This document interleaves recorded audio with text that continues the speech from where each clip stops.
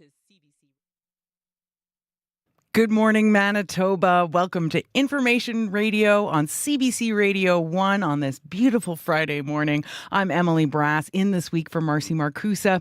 And with me this morning is Dylan Longhurst, who's doing double duty as show director and studio technician.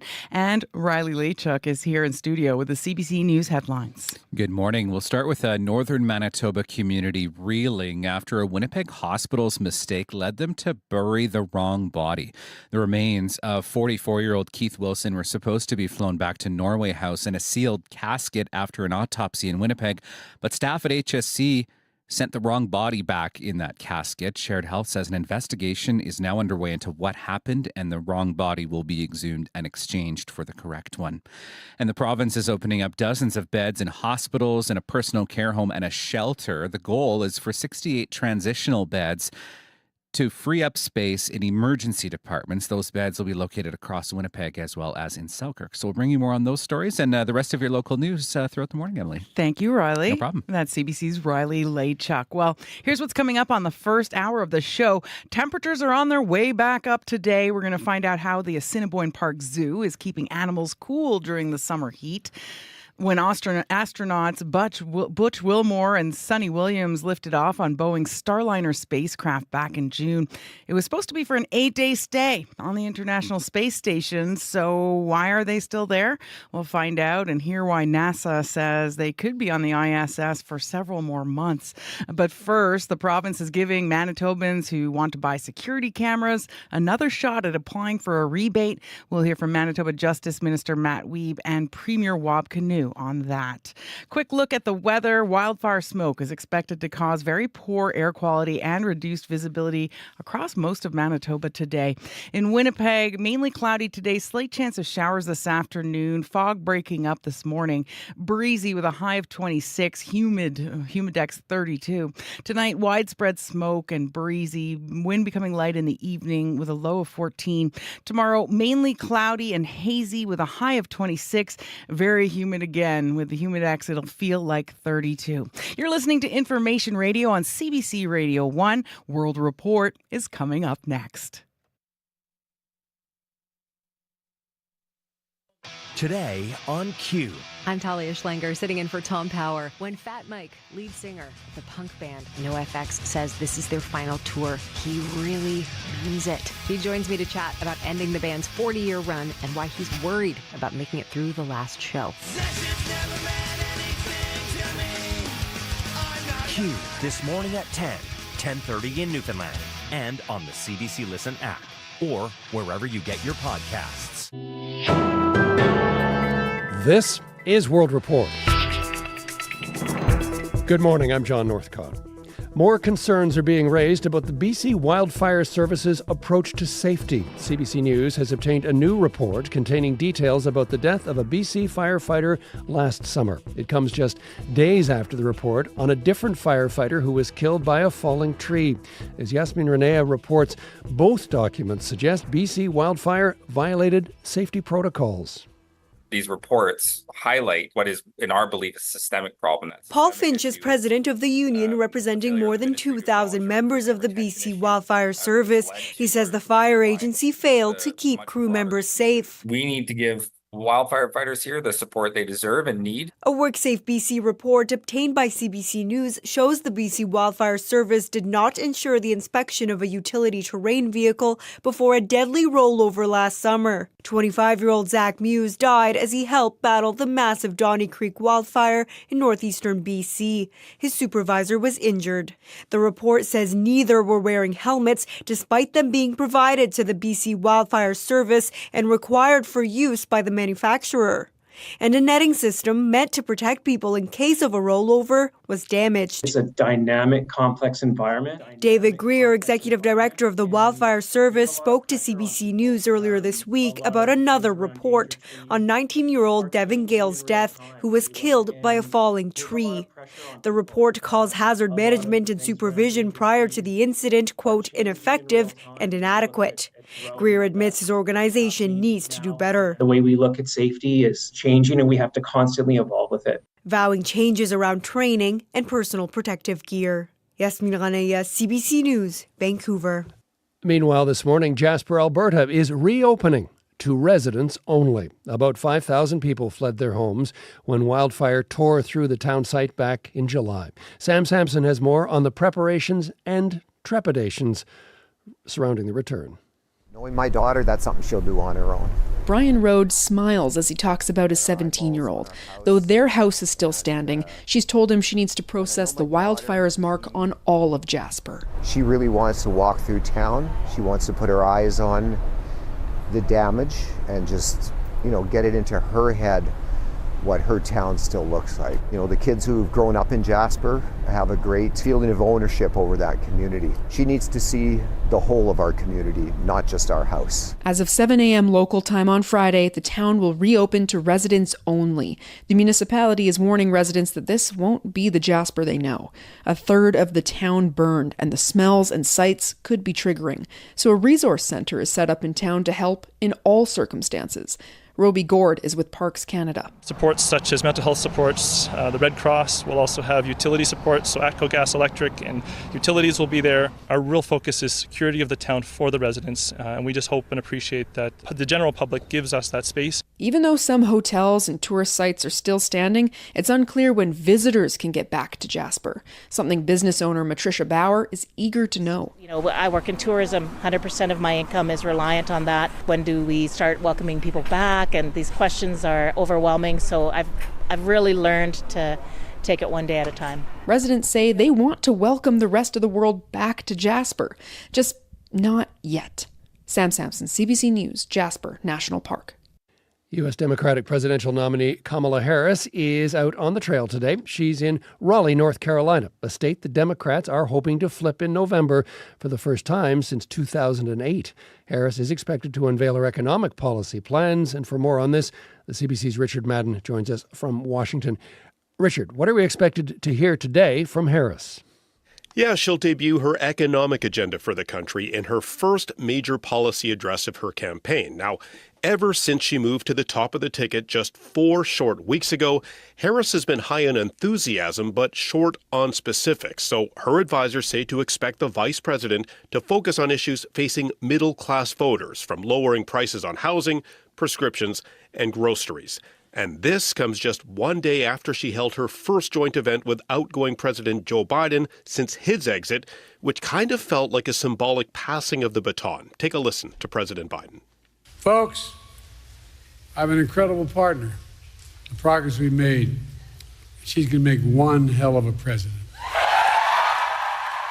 Now, the economy and concerns around rising costs is one of the top issues for voters here, and they've constantly given Biden low marks for his handling of it. So this will be a challenge for Harris. How much does she align herself with Biden while charting her own path forward? Donald Trump was campaigning last night. Richard, what do we know about his economic policies? Yeah, well, Trump is tying the two together, blasting the Biden-Harris administration for inflation. He also painted a gloomy economic outlook if Harris wins in November. Now, polls had suggested voters gave Trump a big advantage on the economy, but his lead has since diminished, so we can expect to see a lot more of Trump sharpening his attacks in the weeks ahead. Richard Madden in Washington. Thanks, Richard. You bet. To the Middle East, where there is outrage in the occupied West Bank, where dozens of Israeli settlers attacked a Palestinian village overnight. Video shows people scrambling to extinguish burning vehicles. A man shouts in Arabic, saying that the settlers attacked them and set fire to cars. The Palestinian Health Ministry says one person was killed and another was critically wounded by an Israeli settler's gunfire. The Israeli military is condemning the attack, saying it has arrested one person. Violence in the West Bank has surged since the Israel-Hamas war started on October 7th. Ottawa says Ukraine is free to use Canadian-donated tanks and armored vehicles inside Russia. The declaration by the Department of National Defence follows a similar announcement by the Biden administration, and it signals a shift in Ottawa's defence policy regarding the war in Ukraine. Ukraine, meanwhile, says it has advanced further into the region of Kursk, the incursion now in its 10th day. Dominic Valitis reports. President Zelensky being briefed by the Commander-in-Chief of Ukraine's armed forces. His latest update on the situation in Kursk. The Ukrainians now claim to have advanced 35 kilometers into the region and taken full control over the town of Sudzha. It's the biggest of the 80 settlements Kyiv says it's taken during its surprise incursion, which is now in its 10th day.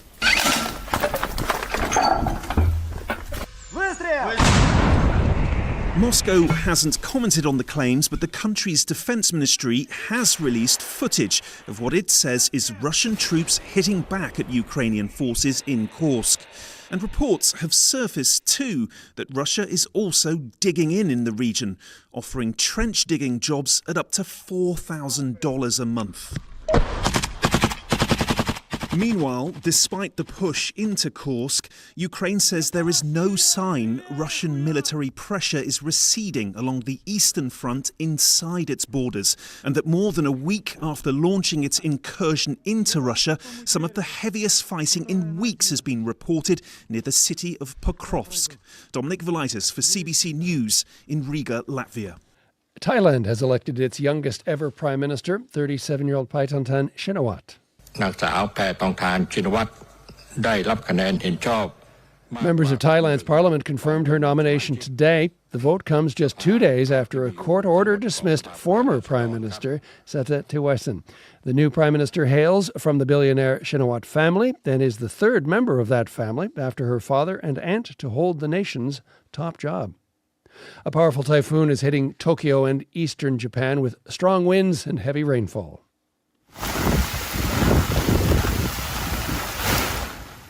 Nearly 10,000 households have been told to evacuate. The country's weather agency is warning residents of mudslides, high waves, and flooding, with a typhoon forecast to bring up to 300 millimeters of rain.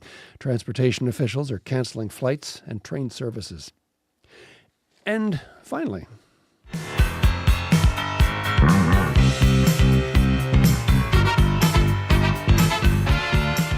the former Manhattan residence of Canada's Consulate General in New York is up for sale for more than $13 million. The 12-room, 5-bedroom apartment on Park Avenue is being replaced with a more modest $9 million Manhattan condo. Global Affairs Canada says the newer, smaller, and more suitable condo has everything the old one did not. According to GAC, it will meet the 2021 Accessible Canada Act's requirements and will save taxpayers money.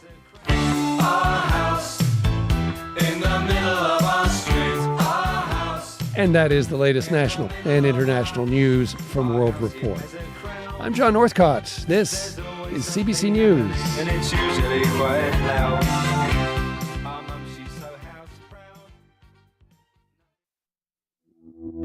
Good morning, Manitoba. You're listening to Information Radio on CBC Radio 1. I'm Emily Brass, filling in again today for Marcy Marcusa. Here's what's coming up on the show. Many of us know the frustration of having a flight delayed or even canceled, but a pair of NASA astronauts on the International Space Station is experiencing a next-level delay on their return to Earth. We're going to hear more on what's keeping them up there. From swimming pools to blood popsicles, we'll find out how animals at the Assiniboine Park Zoo have been beating the heat this summer. But first, are you looking to keep an eye on your home or business? The province is expanding a rebate to help pay for security cameras and more. We'll learn more about the program from the Justice Minister and the Premier. All that coming up on Information Radio.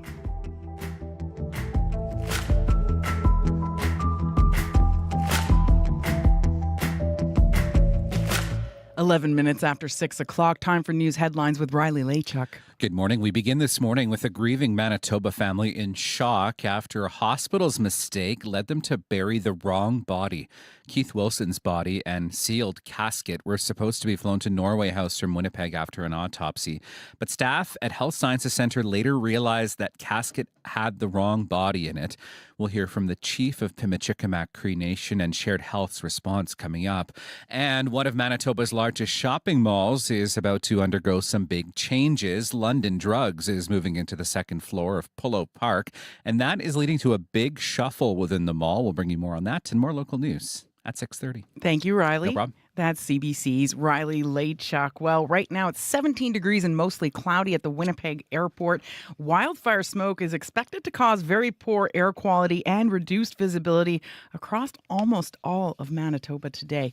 In Winnipeg, mainly cloudy today, slight chance of showers this afternoon, breezy with a high of 26, humid as well. Tonight, widespread smoke and breeze becoming light in the evening with a low of 14. Mainly cloudy tomorrow, hazy with a high of 26. Going to feel like 32 with the humidex. For Brandon today, widespread smoke, breezy, high 26.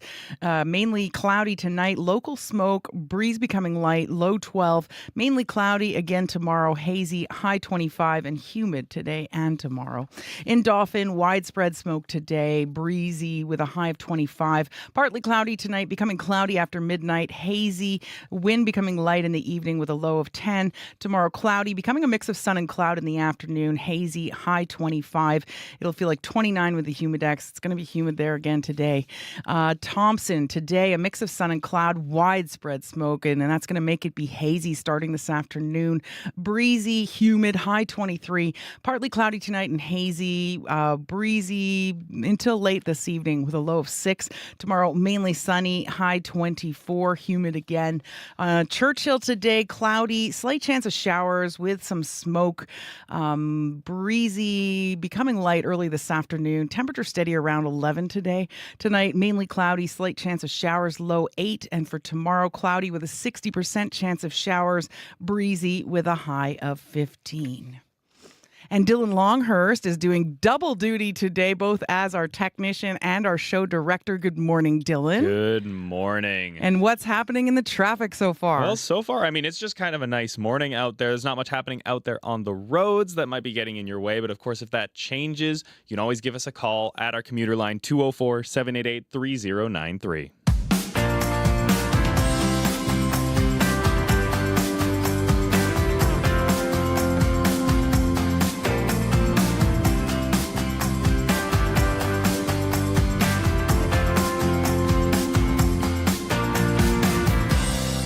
14 minutes after 6 o'clock, you're listening to Information Radio on CBC Radio 1, 89.3 FM in Winnipeg, 990 AM as well. In fact, keep a note of that because today we are going to be off the air on 89.3 for part of the day anyway.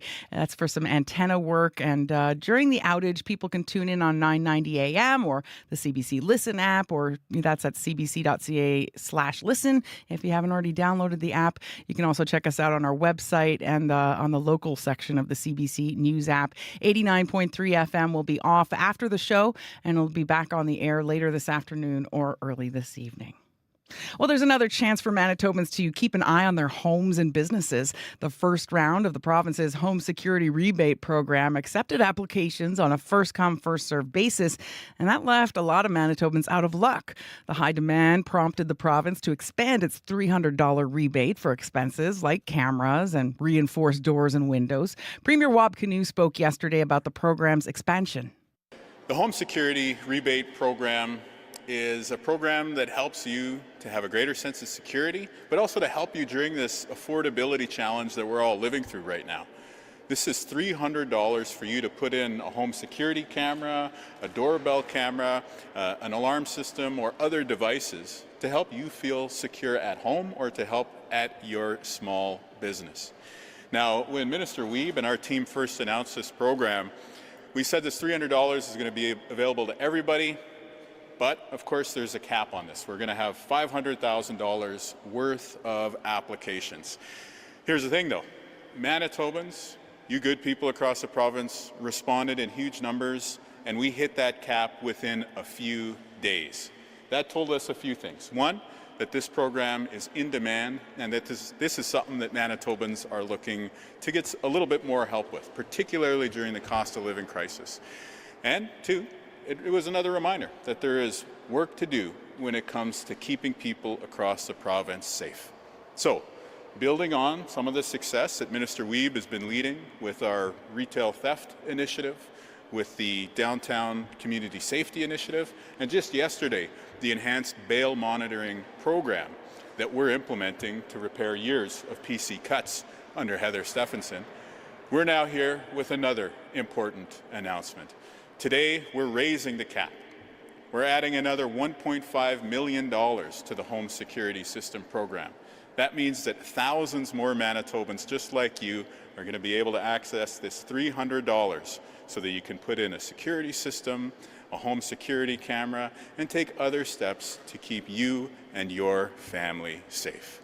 When we first announced this, we had about 2,000 applications within a matter of days. We decided to go back, find some more resources, and now we're inviting Manitobans to be able to apply again. And good news, if you've already applied, no need to reapply. It's a first come, first served thing. If you've already submitted your receipts, you're the next person in line. Direct deposits should be hitting this week. And of course, with this new announcement, we're happy to say that we invite people who haven't applied yet to come and claim $300 potentially for eligible expenses.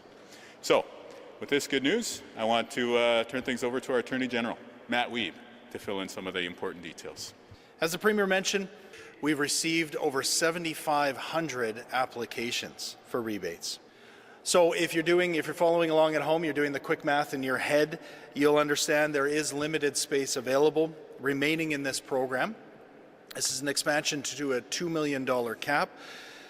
But if you've been holding on to your receipts, if you've been holding off on applying, we encourage you to do so now.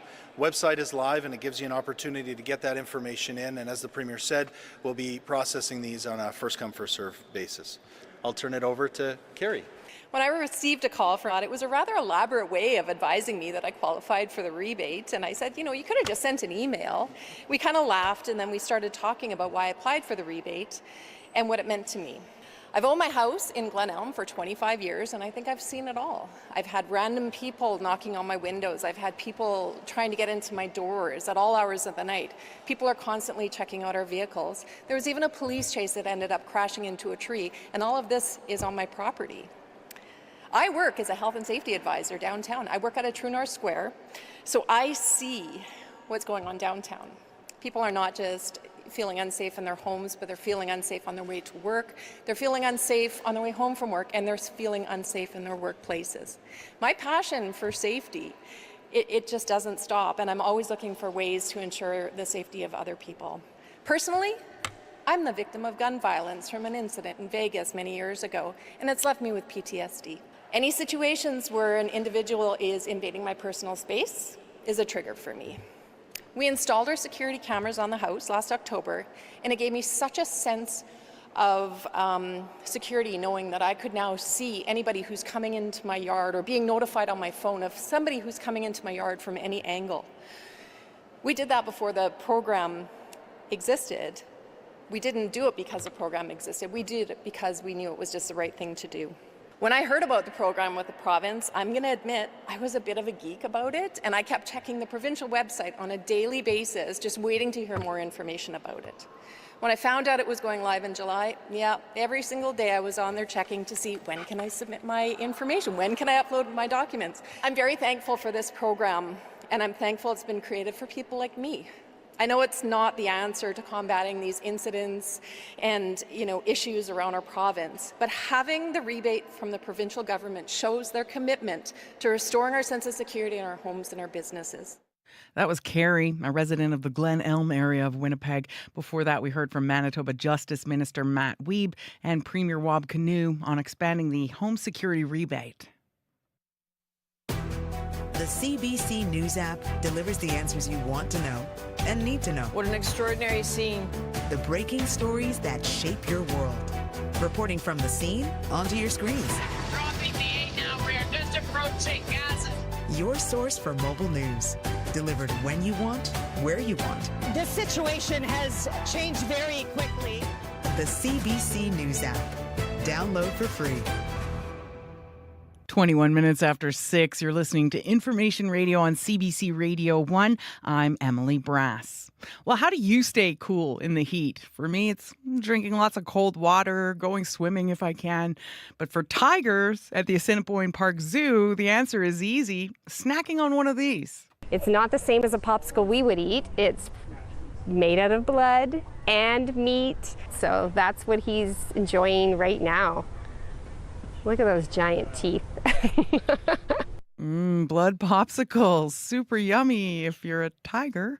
That's Jackie Enberg, the animal care curator at the zoo. And when it gets hot, she's in charge of making sure the animals stay comfortable. That can be anything from spending a day swimming in the pool or chowing down on one of those blood popsicles she just described. Our Radio Canada colleague Eric Duhamel met with Jackie to learn more.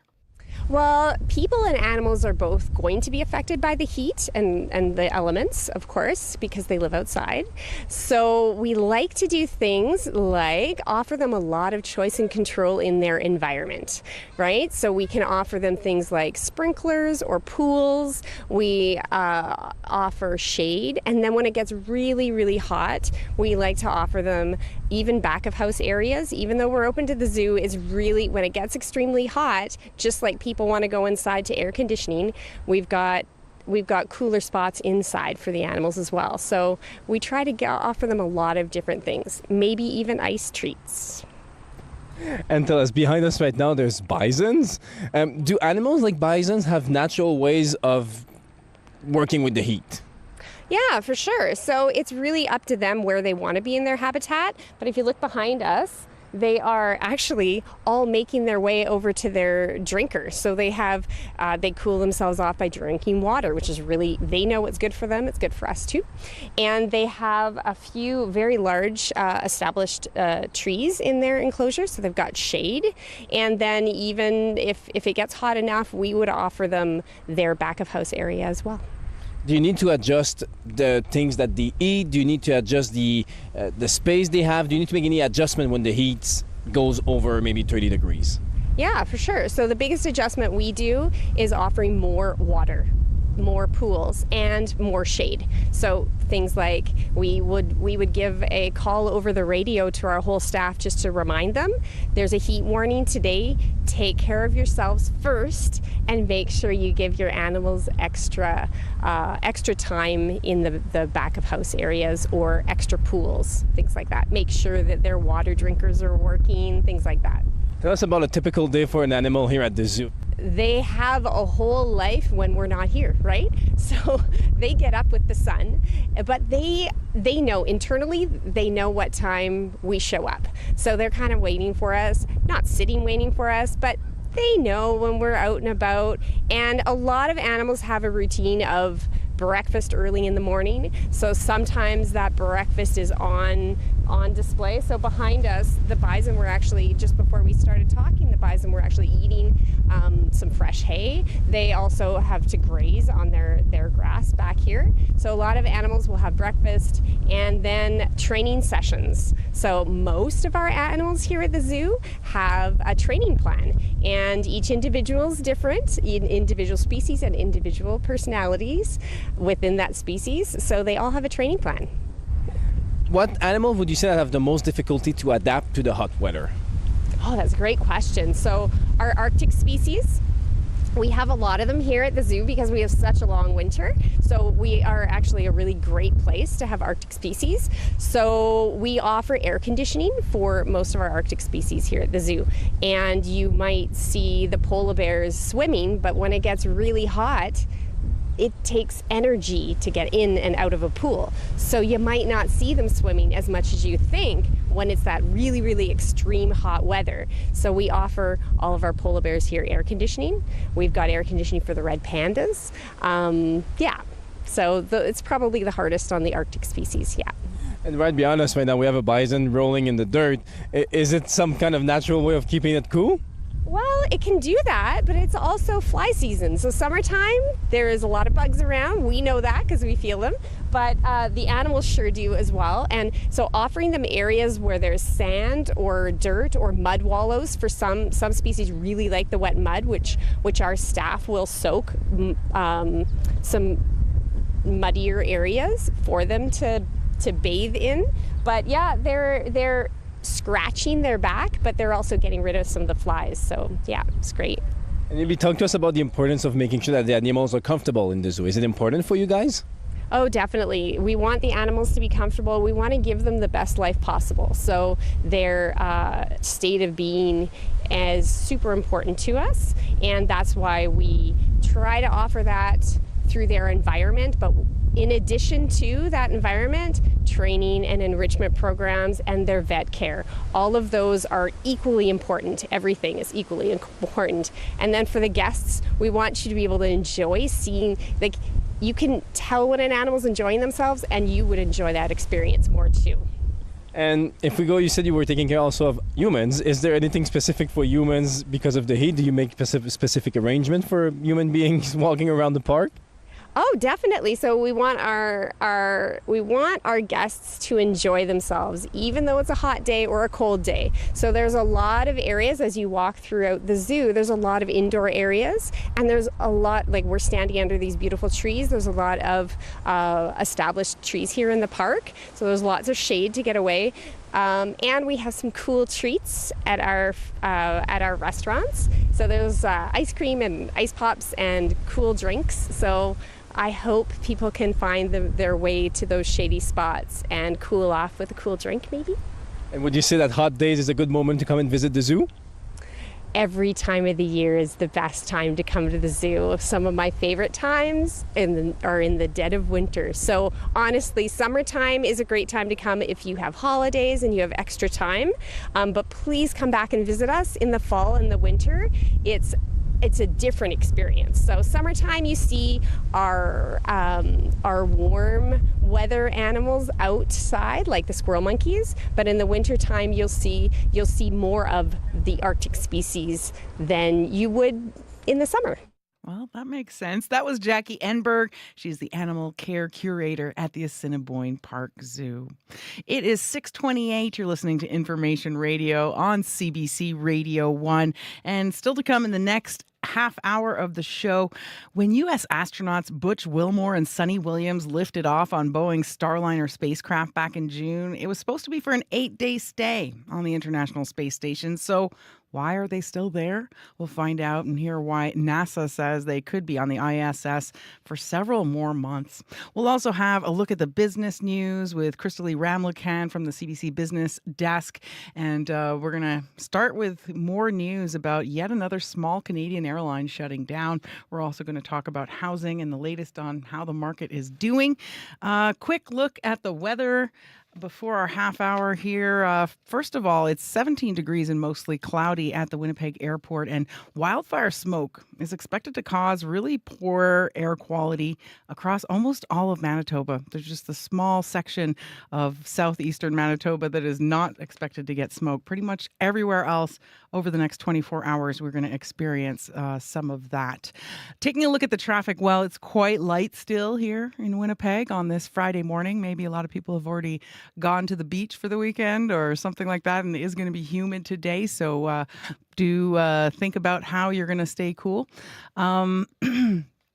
If you want to see anything out there, give us a call, 204-788-3093. The news is next. This is CBC News. Good morning. I'm Riley Lechuk. It's 6:30, 17 degrees in Winnipeg. Mostly cloudy sky at the moment. We have air quality advisories in place for almost all of Manitoba at the moment, except for the southeast corner of the province, looking at a high of 26 in the city this afternoon. A northern Manitoba community is reeling after a Winnipeg hospital's mistake led them to bury the wrong body. 44-year-old Keith Wilson from Pimicikamak Cree Nation died last month. His body was taken to Winnipeg for an autopsy and was supposed to be flown back to Norway House for the burial in a sealed casket.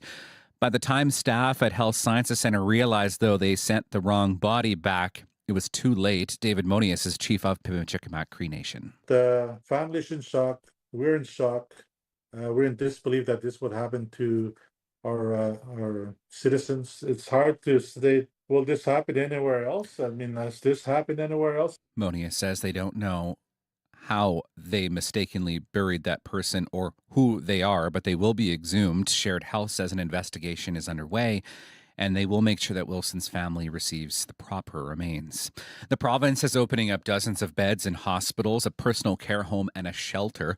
The goal is for the 68 transitional beds to free up space in emergency departments. Instead of waiting in ERs, patients instead will be placed in these transitional beds while they await a longer-term placement. Dr. Lauren Lapointe-Shaw is a health services researcher in Toronto. We did witness some degree of an emptying out of our long stay patients who are in these alternate level of care beds as they filled up those transitional beds. However, since that time, now sometimes we have to wait for the transitional beds as well. The transitional beds will be at the Misericordia at Holy Family Personal Care Home and the 24/7 Safe Space that's run by St. Boniface Street Links in Winnipeg. Some of those beds will also be located at Selkirk's Hospital. Overseas this morning, the opposition in Venezuela is making a renewed appeal for Nicolas Maduro to step down. He is holding on to power despite last month's disputed presidential election. The Electoral Commission proclaimed Maduro won with 51% of the vote, but did not release any details. Opposition leader Maria Corina Machado says Maduro has lost support of his base, the armed forces, and police. We will keep on protesting peacefully in the streets and certainly pushing for the international community to make Maduro understand that his best option is a negotiation for a democratic transition. Brazil's president is calling for a new election and a move that is also supported by U.S. President Joe Biden, but Machado rejects the suggestion. Authorities in Japan have canceled hundreds of flights and high-speed trains as a powerful storm approaches the central part of the country. Typhoon Emil is bringing heavy rain, up to 300 millimeters worth, and winds of more than 160 kilometers an hour. It's already causing blackouts near Tokyo. Japan's country weather agency is warning that residents of mudslides, high waves, and flooding could occur. People in more than 10,000 households have been advised to leave. Well, heads up if you're listening to us on 89.3 FM this morning. We'll be off the air a bit later this morning because of antenna work. That outage will begin at 8:45, just after Information Radio. We expect to be back on air by 6 tonight. During that outage, you can hear us on either 990 AM or on the CBC Listen app. One of Winnipeg's largest shopping malls is getting a new tenant. Construction will begin in the coming months on a London Drugs inside Polo Park. The BC-based company and retailer has been at St. Vital Mall for about 20 years now. Kevin Sorby is the company's general manager of retail operations. He says they plan to open on the mall's second floor next year. There's several months of construction that are required by the mall to get the site prepared for us, but construction will actually start probably springish.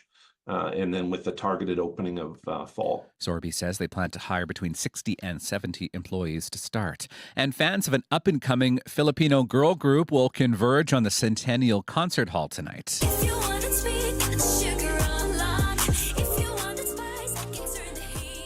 Beanie is an 8-member group known for its hit TikTok dance craze, Pancho Pico.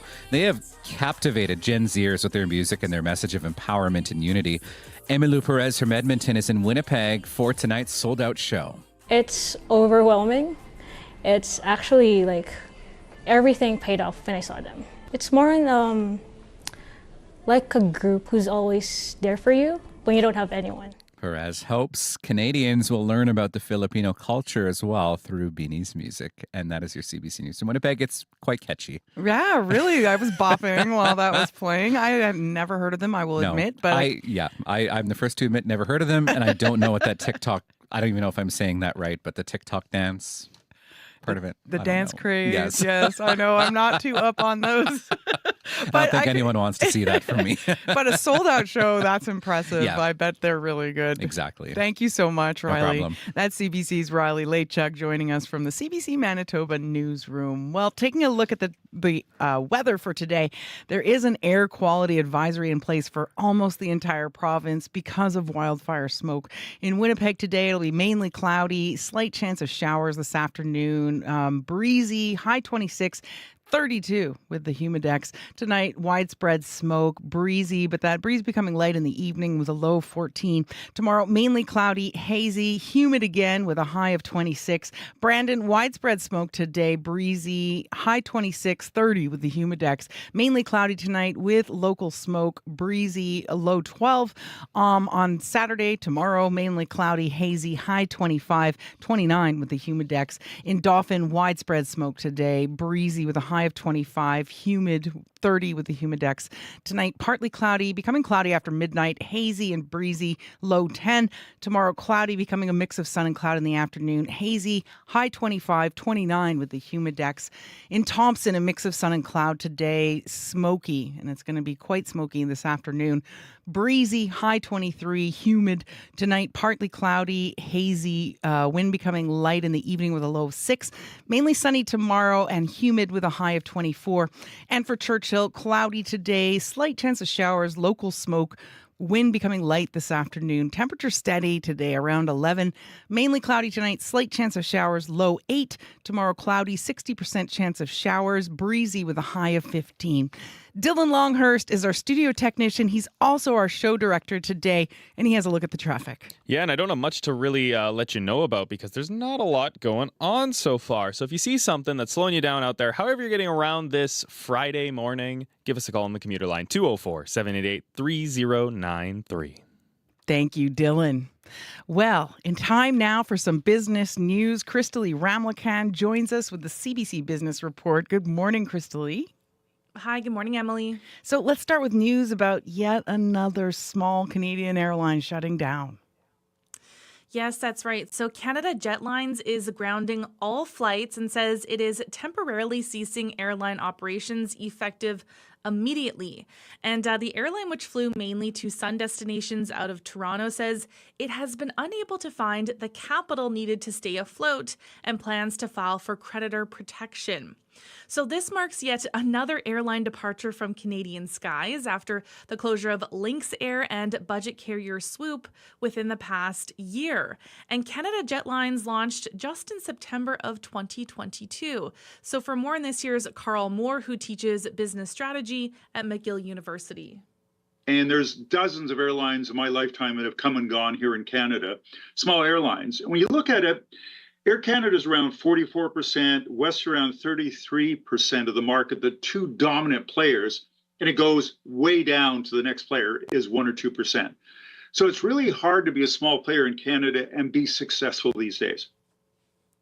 So Canada Jetlines is advising passengers with existing bookings to contact their credit card companies to get refunds. Too bad for them. But moving on to housing now, you have the latest on how the market is doing. Yeah, so Canadian home sales dipped by almost 1% in July from the month before, but sales activity was almost 5% higher compared to a year ago. So buyers in more expensive markets are still showing signs of hesitation, but some smaller markets are recovering. And housing resale strength has mostly come from the prairies. Now, that's according to the Canadian Real Estate Association, and the average home price was just over $667,000. That's a 0.2% drop from last year. And CREA predicts housing activity will rise in the fall as prospective buyers wait on more interest rate cuts from the Bank of Canada. Here's Tom Story, who is a realtor with Royal LePage Signature Realty. There's a lot of people sitting on the sidelines, absolutely. And it's not just buyers getting into the market to buy a property for them or first-time home buyers. You're also seeing the investor side of the market. Investors haven't really been there for the last year because the numbers just don't make sense anymore. And I'll tell you, the calls I'm getting more recently, they're slowly showing up again because the prices have started to fall. So economists predict we will continue to see a slow recovery as interest rates continue to go down and more buyers enter the market. But they don't see the market making enormous strides on a national level anytime soon because potential buyers are still strapped for cash. Okay, and now moving on to Disney Plus. Does signing up for that service waive your right to sue the entertainment company ever? Well, you know what? That is what Disney is arguing in a wrongful death lawsuit involving a 42-year-old doctor whose family claims had a fatal allergic reaction after eating at an Irish pub in Disney Springs, which is an outdoor shopping, dining, and entertainment complex at Walt Disney World. So Disney is asking a Florida court to dismiss the lawsuit. The company argues the family agreed to settle any lawsuits against Disney out of court through the arbitration process when they signed up for a 1-month trial of Disney Plus in 2019 and acknowledged they had reviewed the fine print. Now, Disney also says the husband agreed to a similar provision when he created an account on Disney's website and app ahead of the theme park visit. But the husband's lawyer says it is absurd to believe that the more than 150 million subscribers to Disney Plus have all waived their rights to sue the company. So arbitration allows people to settle disputes without going to court and generally involves a neutral arbitrator who reviews arguments and evidence before making a binding decision or award. Now, Disney says it is deeply saddened by the family's loss, but says the Irish pub is neither owned nor operated by the company. The company says it is defending itself against being included in this lawsuit against the restaurant. So Disney Springs is owned by Disney, but it leases out some spaces to other companies. And Emily, the lawsuit claims that the family decided to eat at the restaurant in the first place because it was billed on Disney's website as having allergen-free food. Wow. So I can't believe it because, you sign so many of those agreements and who really reads the fine print? And it's always that, that nightmare in the back of your mind. What did I just sign away by clicking I agree? So here it is coming to bite you. Exactly. You know what? Companies do that on purpose. They make, pages and pages of fine print, making you kind of sign away your rights to sign up for anything and that has to do with a company these days. And look at that. Now we're seeing why. So what's happening so far in the markets this morning, Crystalie? So in Europe, stocks are higher, rounding off a winning week. Germany is up, the UK is down, France is up. In Asia, markets are up after Wall Street rallied overnight as fresh economic data eased fears of a recession. So Japan, Shanghai, and Hong Kong are all up. Oil is down $2.05 to $76.11 US per barrel. Gold is up $14.20 to $2,506.80 US per ounce, and the dollar is up 0.07 of a cent to 72.9 cents US. Thank you, Crystalie. Have a great weekend. Thanks, Emily. You too. That was Crystalie Ramlakan with the CBC Business News.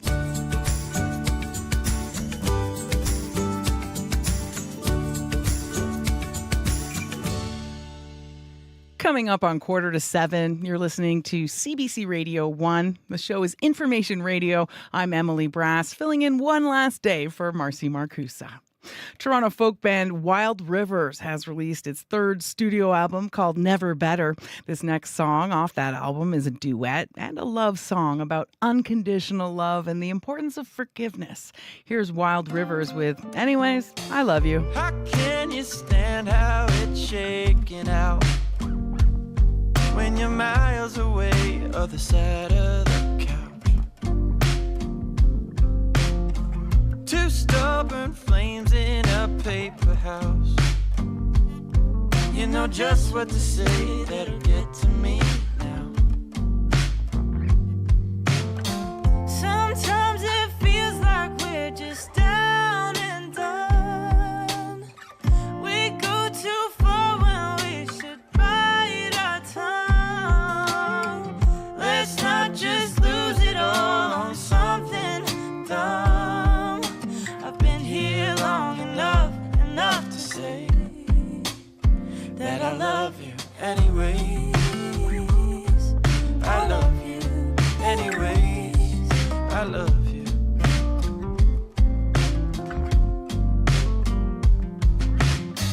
We both have made some mistakes, and it is what it is, 'cause we're stuck in our ways.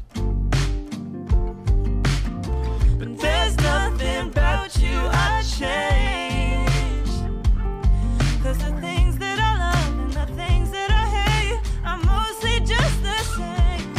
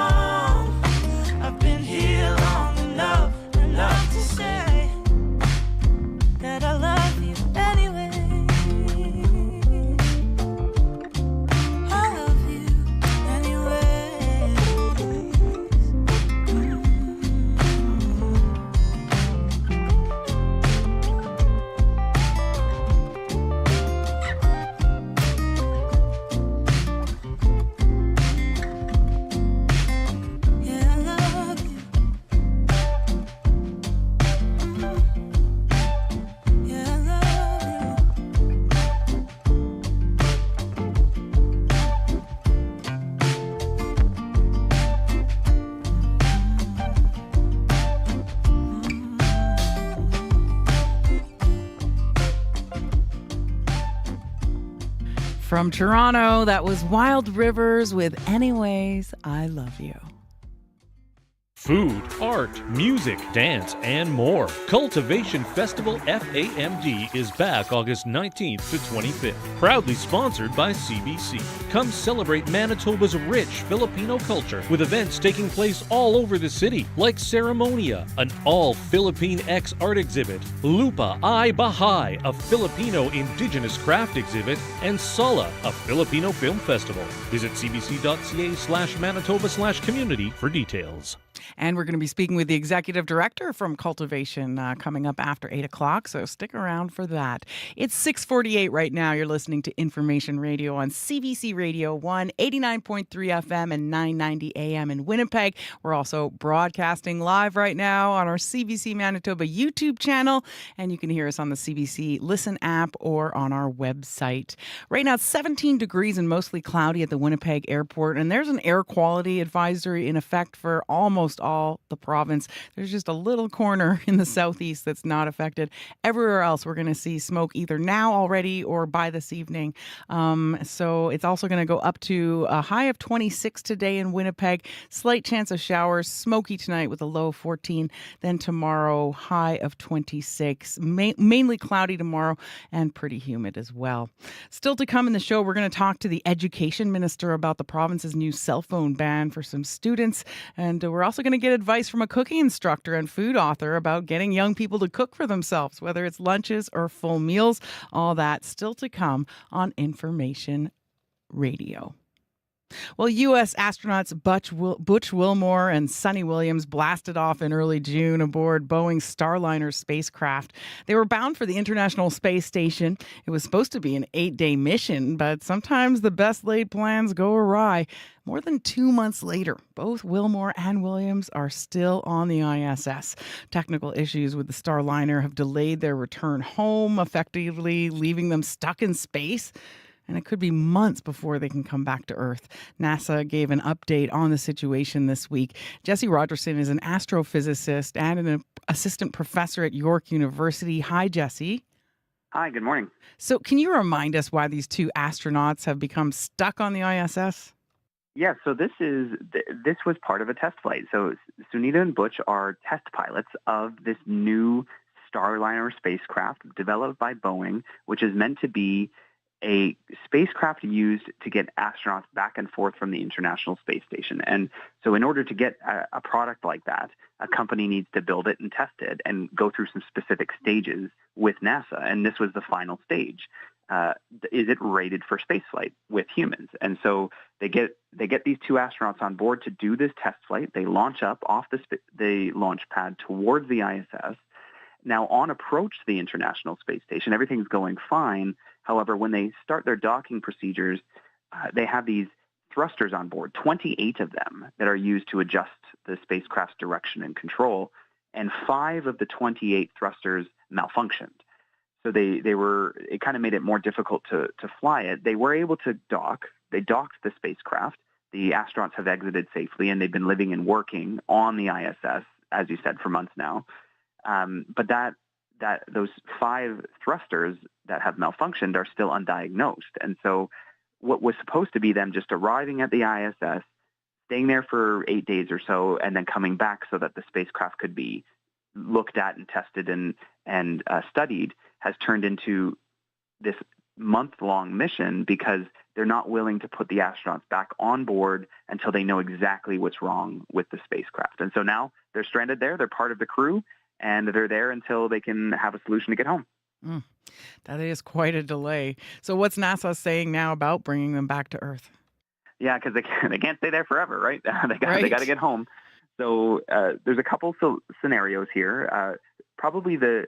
I think the one that everybody wants is for them to diagnose the issue. You know, what's happened to the thrusters, and then if they knew what happened to them, they could either fix it, or if they knew what happened and they knew that it wouldn't affect re-entry, they knew it wouldn't be a problem for bringing them home, then they could just put the astronauts in the spacecraft and bring them home.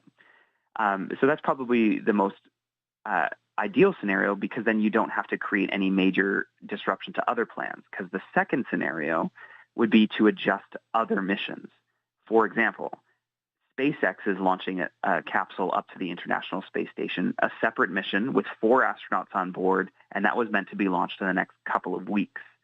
What could happen is NASA could decide to take that 4-person crew, pare it down to 2, leaving 2 spots open, launch it as normal, have them do their 6-month mission as normal, and then when it comes time to bring that SpaceX capsule home, Sunita and Butch could hitch a ride home on that in the 2 empty spots.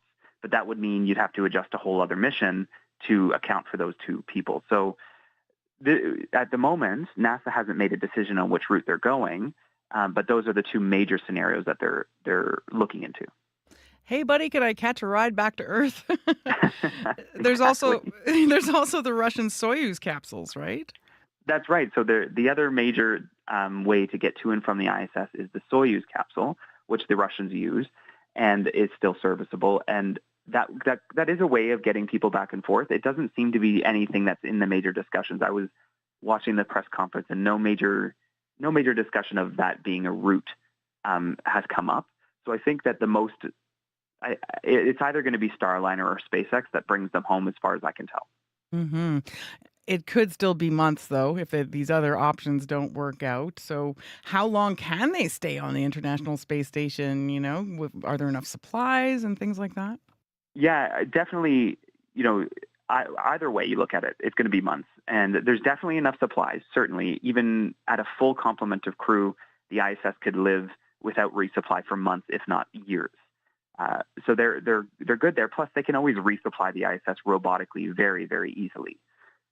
In terms of like the mental capacity, I mean, the 2 astronauts were not meant to be there. They weren't expecting to be there for such a long time. It could be upwards of 8 months that they're there.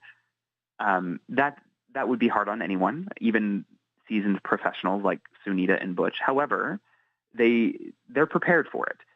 Even though it may be difficult to be separated from your family for almost the better part of a year, they're prepared. And in fact, I would say that they're even excited about the prospect, because becoming an astronaut and getting time in space is difficult. You have to work hard to be the ones that they select to send into space. So they've had lots of flight time before, both of these astronauts, but getting bonus extra time in space is probably exciting to them. So in terms of their mental side, their physical side, and 8 months in space is something they can handle and train for. So now it's just about being part of the crew and waiting for the right solution to bring them home safely. Yeah, I bet they have a positive attitude about it. And like you said, definitely, it's their dream, right? So yeah. Okay, well, make the most of it, I guess. So, I think so. What's at stake for Boeing and NASA with the Starliner spacecraft? Well, it sounds like, when you hear this story, you could say, this is terrible. It's bad for NASA, it's bad for Boeing. And you have to remember that it was a test flight, right? And flying a test flight is what you're looking for is the things that could go wrong. And it's a good thing that they're finding the things that go wrong, because it's not meant to be a serviceable vehicle yet. So this test flight was designed to find all the things that go wrong. And in terms of what's at stake is, I'm sure Boeing and NASA would have wanted it to go flawlessly. Obviously, everything worked perfectly, and then you could start using the spacecraft very quickly. But all this means is that they found some issues they need fixing. They'll do more test flights in the future, and they'll get that capsule working a little bit later than they were expecting. So maybe it might take a little bit longer, but in general terms, not a lot is at stake here. We just want to make sure we bring them home safely. Let's hope so. Thank you so much, Jesse. No worries. Thanks for having me. Jesse Rogerson is an astrophysicist and an assistant professor at York University. Just a few minutes before 7 o'clock right now. Time for news headlines with Riley Lachuk. Good morning. The University of Winnipeg says social insurance numbers, mailing addresses, and bank account information was confirmed as stolen in a cyber attack last spring. The university says information stolen was that of both current and former students, as well as employees and contractors dating back to 2008.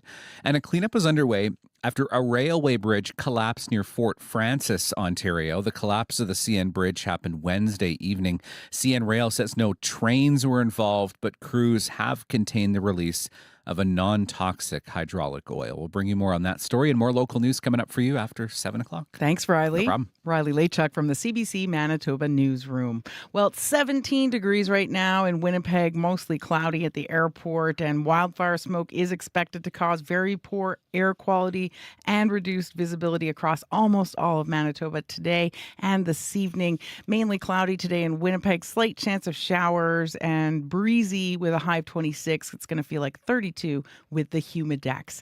Dylan Longhurst is both studio technician and show director this morning, and he has a look at the traffic. And I don't know much to look at because that phone hasn't rung all morning, and I think that's hopefully a good thing for this early morning Friday commute. But of course, if you do see something slowing you down out there, give me a call at 204-788-3093.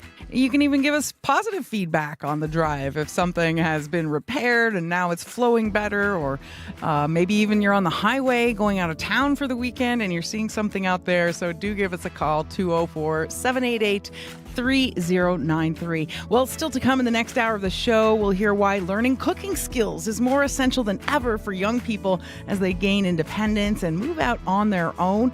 We're also going to visit a place in Winnipeg where sunflowers are popping up in time for an annual experience of yoga, painting, and taking a few selfies. And we're also going to talk to the education minister about the province's new cell phone ban for some students. And yes, that's across the province for young people K to 8. We're going to dig into why they did it and how it's going to play out. World Report is coming up next.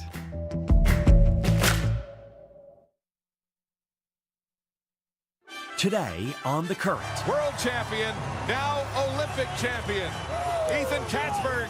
I'm Susan Bonner. Team Canada came home from the Paris Olympics with a big medal haul and smiles on their faces. Canoeist Katie Vincent, hammer thrower Ethan Katzberg, and sprinter Brendan Rodney on what it means to win gold. Coming up on The Current. The Current, this morning at 8:37, 9:07 in Newfoundland, and on the CBC Listen app. This is World Report. Good morning, I'm John Northcott. More concerns are being raised about the BC Wildfire Service's approach to safety. CBC News has obtained a new report containing details about the death of a BC firefighter last summer. It comes just days after the report on a different firefighter who was killed by a falling tree. As Yasmin Renea reports, both documents suggest BC Wildfire violated safety protocols. These reports highlight what is, in our belief, a systemic problem. Paul Finch is president of the union representing more than 2,000 members of the BC Wildfire Service. He says the fire agency failed to keep crew members safe. We need to give wildfire fighters here the support they deserve and need. A WorkSafe BC report obtained by CBC News shows the BC Wildfire Service did not ensure the inspection of a utility terrain vehicle before a deadly rollover last summer. 25-year-old Zach Muse died as he helped battle the massive Donny Creek wildfire in northeastern BC. His supervisor was injured. The report says neither were wearing helmets, despite them being provided to the BC Wildfire Service and required for use by the manufacturer. And a netting system meant to protect people in case of a rollover was damaged. It's a dynamic, complex environment. David Greer, executive director of the Wildfire Service, spoke to CBC News earlier this week about another report on 19-year-old Devin Gale's death, who was killed by a falling tree. The report calls hazard management and supervision prior to the incident, quote, ineffective and inadequate. Greer admits his organization needs to do better. The way we look at safety is changing, and we have to constantly evolve with it. Vowing changes around training and personal protective gear. Yasmin Ranaya, CBC News, Vancouver. Residents of Jasper, Alberta, meanwhile, will get a chance to return to the community and survey the damage on foot. 3 weeks after a wildfire chased them from their homes. Before today, registered locals could only tour the area by bus without getting off. At least a third of the town's structures were destroyed in the fire. Parts of downtown Montreal are flooding this morning after a major water main break near the Jacques Cartier Bridge. A video shot by CBC News crews shows a wall of water spurting up from the pavement many meters high into the air, filling the nearby streets with knee-deep water. Roads and major intersections are blocked off. Montreal's fire department says morning traffic is being seriously impacted. The cause of the water main break is not yet known. All of this comes 1 week after the city was inundated by remnants of Tropical Storm Debbie. Ukraine says it has advanced 35 kilometers into the Kursk region and taken control of the town of Suja on the 10th day of its surprise incursion. It comes as Canada joins some of Ukraine's other allies in giving the country a green light to use its donated tanks and armored vehicles inside Russia. Murray Brewster reports. Now, this is what's so startling about this offensive, the volume of Western-supplied armour that we're seeing passing back and forth. That Rochelle from Canada. An eyewitness account from a CNN reporter on the border with Russia. Canada has donated a handful of military equipment to Ukraine, and the Defense Department here, in a statement to CBC News, says the country has placed no geographic restrictions on the use of that equipment. While that's clearly evident, what isn't clear is whether any of the tanks, howitzers, and other armored vehicles donated by Canada are taking part. It's a bold, brilliant, gutsy move by a series of people who are literally at the forefront of modern fighting tactics and strategies. The assessment of retired Canadian Lieutenant General Andrew Leslie, who says there are several ways the crisis can play out. He says it will be extremely costly in terms of troops for Ukraine to hold what it has captured over the long term. Phil Carver, who teaches at the U.S. National Defense University, says Ukrainian forces are in a vulnerable position despite catching Moscow by surprise. The Russians got there much faster than they expected, so they kind of met them halfway to their objective. I don't think they're going to move anymore. Carver says Russia will likely mass troops to try and retake the Kursk region within a couple of weeks. Ukraine will have to decide whether to stand and fight or withdraw. Murray Brewster, CBC News, Ottawa. Negotiators in Doha are still trying to hammer out a ceasefire deal and end the Israel-Hamas war in Gaza. The peace remains elusive in Gaza and also in the occupied West Bank. Overnight, dozens of Israeli settlers there set fire to Palestinian homes and cars. Palestinian authorities say a 23-year-old man was shot dead. Anna Cunningham reports from London. Cars and houses set alight in the Palestinian village of Jit near the town of Nablus. The Israel Defense Forces say settlers, some wearing masks, threw rocks and Molotov cocktails. The attack is being widely condemned by Israeli political leaders. Prime Minister Benjamin Netanyahu promises to punish the perpetrators. But the violence comes at a crucial time, day 2 of talks in Doha on a possible ceasefire deal. Hamas is technically boycotting talks, but it's in contact with Egyptian and Qatari officials who, along with the US, are mediating the talks with Israel. I believe that it's possible, and we will make it happen. Gil Dickman's cousin Carmel Gat was kidnapped by Hamas on the October 7th attacks in Israel. He believes she's still alive. 10 months in the hands of a terror organization is unbelievable. The Doha talks are examining proposals that would see a ceasefire in stages and see hostages exchanged for Palestinians being held prisoner in Israel. Gil says it must work. It's the last chance to get a ceasefire that will get the hostages back and might even prevent an all-regional war. 2 questions remain. Just how much do Hamas's leader in Gaza, Yahya Sinwar, and Israeli Prime Minister Benjamin Netanyahu want a ceasefire? And is there any wording to be found that they both would agree to? Anna Cunningham, CBC News, London. Thailand has elected its youngest ever Prime Minister, 37-year-old Thaitontan Shinawatra. นางสาวแพทองธารชินวัตรได้รับคะแนนเห็นชอบ Members of Thailand's parliament confirmed her nomination today after she won a majority of the votes from members of the House of Representatives. The vote comes just 2 days after a court order dismissed the former Prime Minister, Seta Tawasin. The new Prime Minister hails from the billionaire Shinawatra family and is the third member of that family after her father and aunt to hold the nation's top job. A powerful typhoon is hitting Tokyo and eastern Japan with strong winds and heavy rainfall.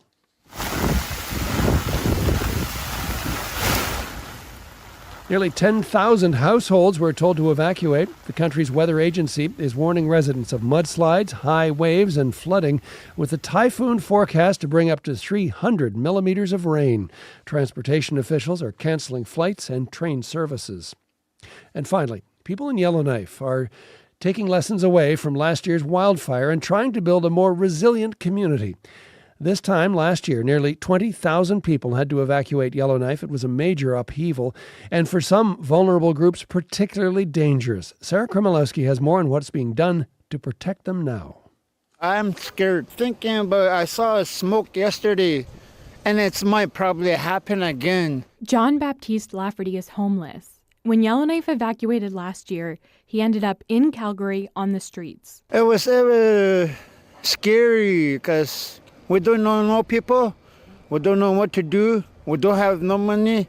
We were lost. And he wasn't the only one. We didn't have a set plan. We didn't even have an emergency plan. Renee Sanderson helps run a women's shelter in supportive housing in Yellowknife. During the evacuation, they struggled to keep track of their clients, and she says there was insufficient guidance from local and territorial governments. Chaos is the word that comes to mind. Sanderson is hopeful it won't ever happen again. But if it does, the organization she works for, Yellowknife Women's Society, now has an evacuation plan. We broke it down to each program. What does each program look like if we were to shelter in place? What if we have to evacuate? How is that going to look? Other organizations that work with vulnerable people have developed similar plans, like Avon's long-term care home. Daryl Delaney is the CEO there. You always have a belief that, it's not going to affect us. But I think that was a rude awakening last year for many of us. Since the evacuation, they've expanded their emergency plan from 4 pages to 300 pages based on what they learned. Everything from how to pack lunches for evacuation flights to how to communicate with governments. And if fire approaches again, he says they'll be ready. Sarah Kremlowski, CBC News, Yellowknife. And that is the latest national and international news from World Report. Remember, if you're looking for tools to talk about the day's big stories with the little people in your life, check out cbckidsnews.ca. cbckidsnews.ca. I'm John Northcott. This is CBC News.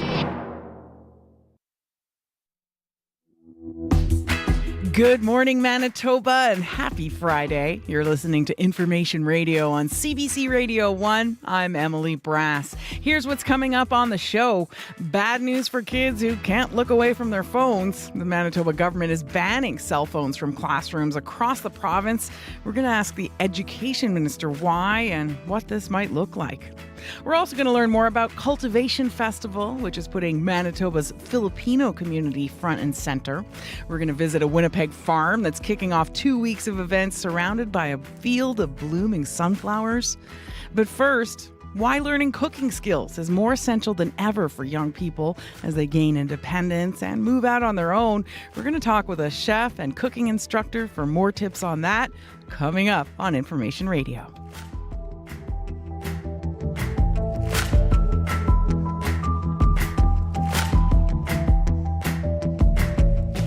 11 minutes after 7 o'clock, time for news headlines with Riley Lachuk. Good morning. Manitoba is adding more beds in an aim to free up space in crowded emergency departments. 68 transitional beds will be used for patients who are discharged from an ER while they wait for a longer-term placement. Among the spaces being used is a 24/7 safe space run by St. Boniface Street Links in Winnipeg. We'll hear from the health minister on that coming up. And a grieving Manitoba family is in shock after a hospital's mistake led them to bury the wrong body. Keith Wilson's body and sealed casket were supposed to be flown to Norway House from Winnipeg after an autopsy, but staff at HSC later realized that casket had the wrong body in it. We'll hear from the chief of Pimicikamak Cree Nation, and we'll have the response from Shared Health on that story and more local news coming up at 7:30. Thank you, Riley. No problem. That's Riley Lachuk from the CBC Manitoba newsroom. Shifting now to the weather, there's an air quality advisory in place for almost the entire province because of wildfire smoke. Either it's already there or it'll be, blowing in by this evening. In Winnipeg today, mainly cloudy, slight chance of showers this afternoon, breezy, high 26. 26. With the humidex, it'll feel like 32. Widespread smoke tonight. Breezy. Well, the breeze will become light in the evening with a low of 14. Tomorrow, mainly cloudy, hazy and humid with a high of 26. In Brandon, widespread smoke today. Breezy and humid, high 26. Mainly cloudy tonight with local smoke. Breeze becoming light with a low of 12. On tomorrow, mainly cloudy, hazy and humid, high 25. For Dauphin, widespread smoke today, breezy and humid, high 25. Partly cloudy tonight, becoming cloudy after midnight, hazy, wind becoming light in the evening with a low of 10. Tomorrow, cloudy, becoming a mix of sun and cloud in the afternoon, hazy and humid with a high of 25. In Thompson, a mix of sun and cloud today, widespread smoke, becoming hazy by early this afternoon. It's going to be breezy as well, humid, high 23. Partly cloudy tonight, hazy, breeze becoming light with a low of 6. Tomorrow, mainly sunny and humid, high 24. Turning to Churchill now, cloudy today, slight chance of showers with local smoke. Breeze becoming light this afternoon. Temperature going to stay steady around 11 today. Tonight, mainly cloudy, slight chance of showers with a low of 8. And for tomorrow, cloudy with a chance of showers. Breezy, especially early in the afternoon, with a high of 15. Dylan Longhurst is on the other side of the glass from me. He's both our studio technician and our show director. And he also is taking a look at the roads. Dylan, how's it going? I'm doing it all today. You are. You're amazing. Well, and you're probably hearing the commuter line actually ringing right now through this mic here. That's the first call we got all day. So I'm just going to say I have nothing to say at this moment. Be back soon. 204-788-3093.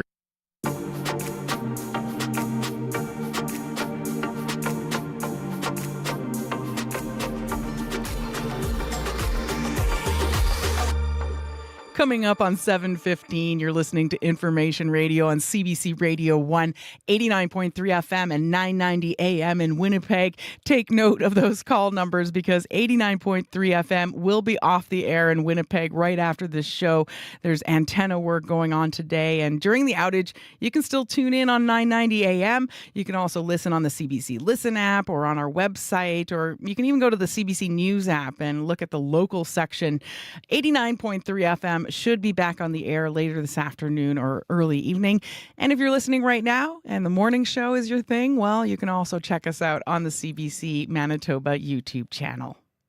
Well, Generation Z will be heading back to high school in the fall, perhaps even university. Making lunches or full meals for themselves might be one of their new challenges. Our next guest says learning basic cooking and meal planning skills is a great way to foster independence. For some tips on how to make that happen, we've reached Julie Van Rosendale, a food writer and cookbook author and a frequent contributor to CBC Radio. Good morning, Julie. Morning, Emily. So how do you get kids and young people interested in cooking for themselves? Oh, I think social media is helping get them interested, but even those who are not on social media yet, the younger kids, I think it's important to engage them in the kitchen at an early age to, establish a sense of positivity around cooking rather than seeing it as a chore. I always encourage parents to bring their kids to the cookbook section of the library and let them explore and choose some new things to make. And engage them in deciding what's for dinner. I think approaching it as sort of a black box challenge. Let's see what we have and think of what we can do with it is an important skill that's often overlooked. But in terms of actual cooking, I think a lot of parents are worried about messes and knife, the dangers of knives and heat. And there's so many things that kids can do from, mixing and measuring and pouring. There's so much math and science involved.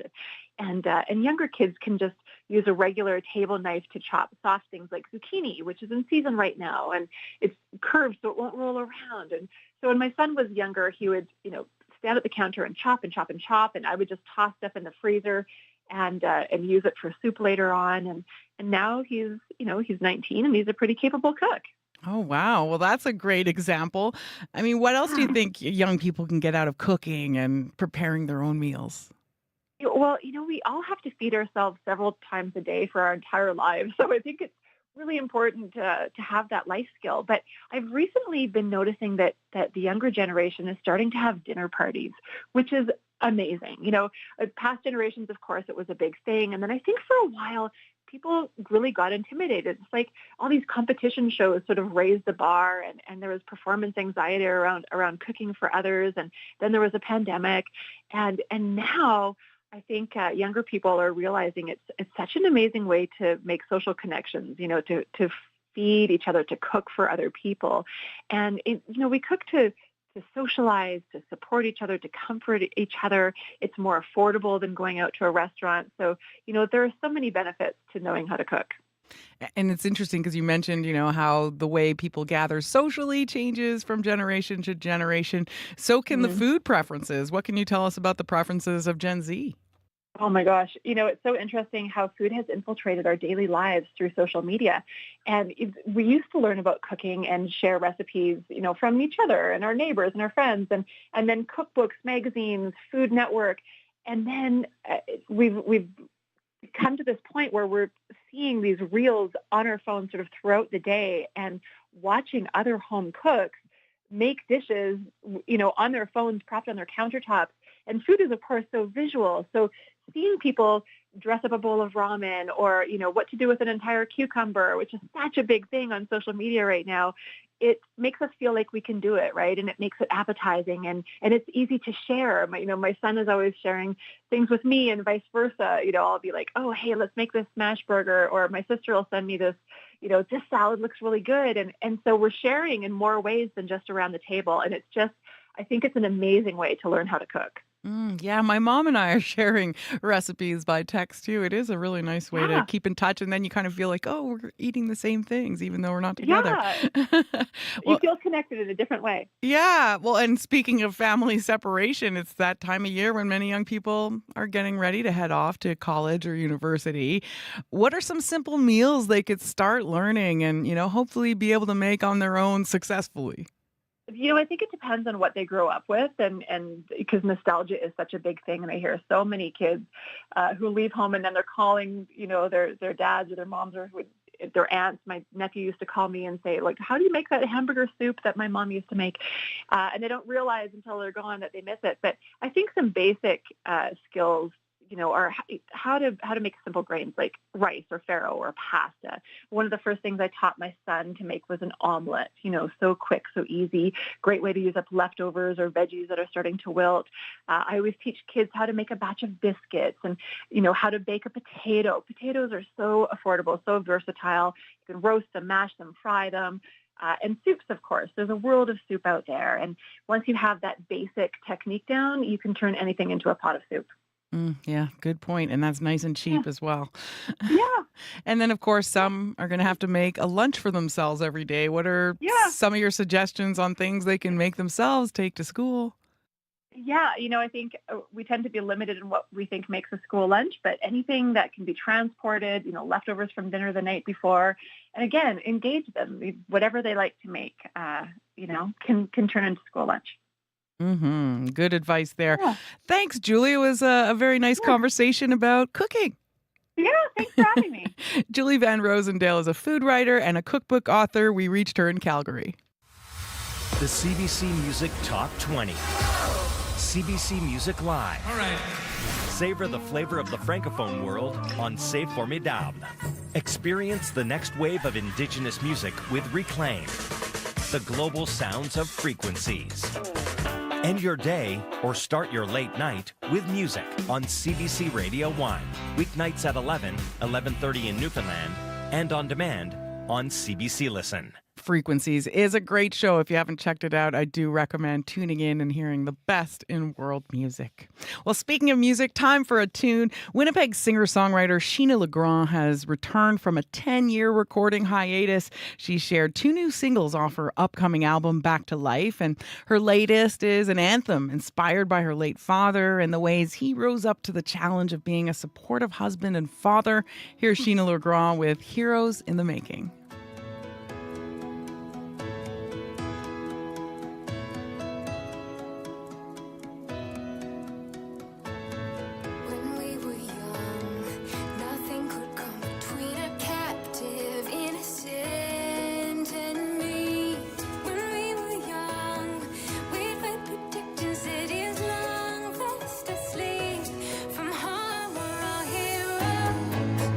Here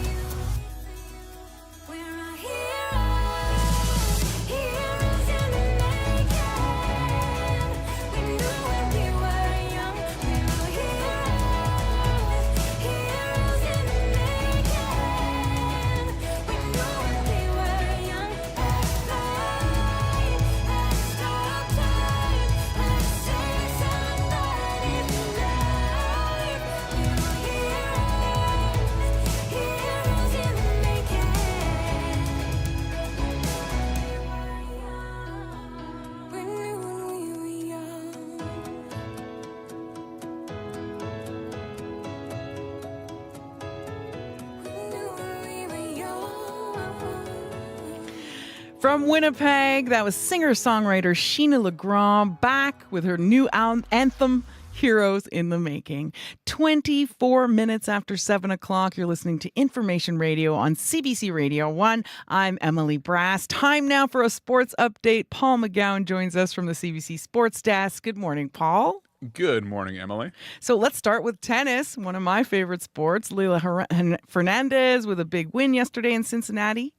Yeah, puts her through to the round of 16. Also a big deal that it came against Elena Rybakina. She is ranked 4th in the world right now.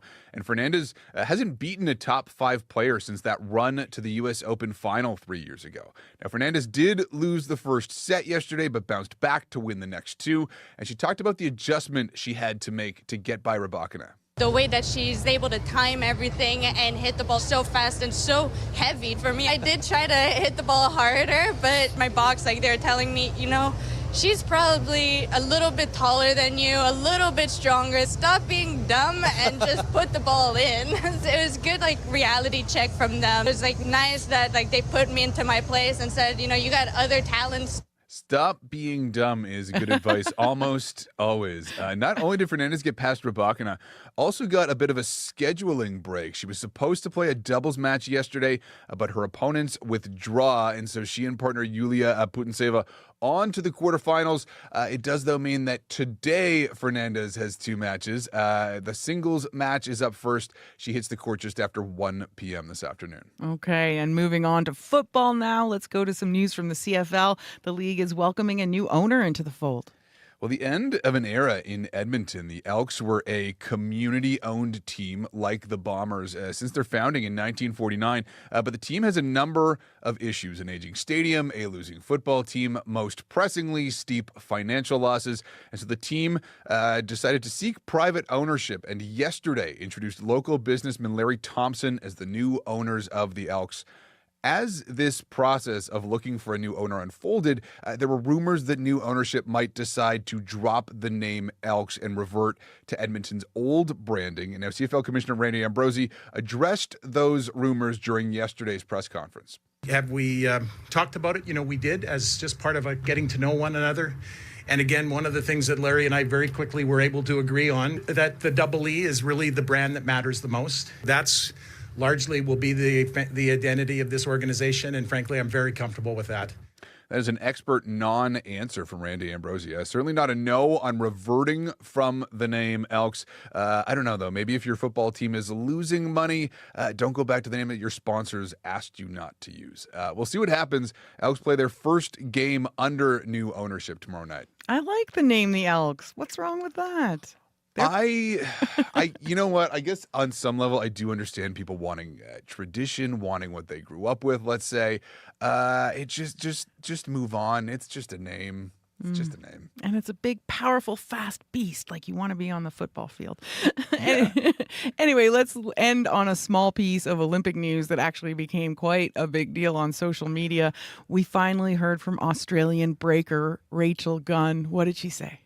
Well, just a quick recap, because not everybody lives online the way that maybe I do. But if you're not familiar, Rachel Gunn, or Ray Gunn, a part of the breaking competition in Paris, put on a performance in Paris that many viewed as, let's say, amateurish is maybe the nicest word. It's been widely mocked and widely memed. We finally heard from her yesterday. This is part of a video she posted to Instagram. I'm glad I was able to bring some joy into your lives. That's what I hoped. I didn't realize that that would also open the door to so much hate, which has frankly been pretty devastating. Well, I went out there and I had fun. I did take it very seriously. I worked my butt off preparing for the Olympics, and I gave my all, truly. I still have so many questions about this entire saga, but all of those questions will have to wait. Reagan says that she is taking some pre-planned time off in Europe. I don't blame her. She really did take a lashing online. I have never seen something blow up quite this big before, like Rachel Dratch imitating her on the Late Show with Jimmy Fallon. Just everybody and anybody is talking about her. Oh, well, it did make her more famous. It did make her more famous. If that was one of her goals. Thank you so much, Paul. Thanks, Emily. That was Paul McGowan from the CBC Sports Desk. 17 degrees and mostly cloudy right now at the Winnipeg Airport, going up to a high of 26 today, and it's going to be humid with a chance of showers. And still to come in the next half hour of the show, we are going to visit a place in Winnipeg where sunflowers are popping up in time for yoga, painting, and taking a few selfies. Lots of fun still to come on Information Radio. This is CBC News. Good morning. I'm Riley Lachuk in Winnipeg. At 7:30, it is 17 degrees in Winnipeg this hour. We are under a mix of sun and clouds, mostly clouds at the moment. We do have an air quality statement in place for Winnipeg, and much of the province are expecting widespread smoke today and a high of 26 degrees. A grieving Manitoba family is in shock after a hospital's mistake led them to bury the wrong body. Keith Wilson's body and sealed casket were supposed to be flown to Norway House from Winnipeg after an autopsy, but staff at Health Sciences Centre later realized that the casket had the wrong body in it. David Monius is chief of Pimichikamak Cree Nation, where Wilson is originally from. You can only imagine that once you start healing, when you do the burial and stuff like that, we do the wakes. We did the wake, and we would, for the wrong body. We are grieving and mourning the wrong body, and now it's starting all over again. Shared Health CEO Lynette Saragusa says an investigation is now underway to figure out what happened. The family will be reunited, she says, with the body of their loved one. Monia says the remains that were mistakenly buried will be exhumed. Manitoba is adding more beds in an aim to free up space in emergency departments. 68 transitional beds will be used for patients who are discharged from an ER while they wait for a longer-term placement. Health Minister Uzoma Asquera is confident that these new beds will cut wait times. It's going to allow for people to leave hospital in a more timely way and free up the beds that people who are going through the emergency room, maybe folks after surgery, who really need those beds and need that appropriate level of care. The beds will be divvied up between the Misericordia, Holy Family Personal Care Home, and the 24/7 Safe Space that is run by St. Boniface Street Links, all in Winnipeg, as well as some beds at Selkirk's Hospital. The province says half of those beds are already open. Well, hundreds of people from Bunnabonaby Cree Nation are waiting once again this morning for planes to evacuate them from the community due to a nearby wildfire. Close to 1,600 people have been flown out already. Sheila North is from Bunnabonaby, and her daughter and grandson were among the evacuees. She says it has been chaotic. Organizations such as the Red Cross, she says, are doing what they can to help people settle into hotels in Winnipeg and Brandon. But North says there needs to be done, more needs to be done, particularly for elders. But there needs to be more people on the ground here that speak the language. I have to step in with other community members to help elders communicate with the Red Cross and, just helps alleviate some of that anxiety that people were feeling when they were getting here so late and traveling all day long on different planes. North says some people believe leaders waited too long to make the evacuation order. The University of Winnipeg says social insurance numbers, mailing addresses, and bank account information was confirmed as stolen in a cyber attack last spring. The university says the information stolen was that of both current and former students, employees, and contractors. The findings come months into an investigation commissioned by the post-secondary institution into a cyber attack that disrupted student services toward the end of the winter semester. The university says the stolen data dates back to 2008 in some cases. Well, a cleanup is underway after a railway bridge collapsed near Fort Francis, Ontario. The collapse of the CN Bridge happened Wednesday evening. CN Rail says no trains were involved, but crews have contained a release of non-toxic hydraulic oil. Rainy Lake boat taxi operator Carol Boyvin says she heard a loud bang. Then she and her husband took a boat to see what happened. It was down, like the cement piece that was the weight for it to go up and down. Had collapsed and the bridge fell. CN hasn't said how that collapse happened or how long the cleanup could take. Well, a quick note, if you're listening to us on 89.3 FM this morning in Winnipeg, a heads up that we will be off the air a bit later this morning because of antenna work. The outage will begin at 8:45 this morning, just after Information Radio. We expect to be back on the air by about 6 o'clock this evening or earlier. During that outage, you can hear us on either 990 AM or by checking the CBC Listen app. And an emerging Filipino girl group is in town, slated to play a sold-out show tonight.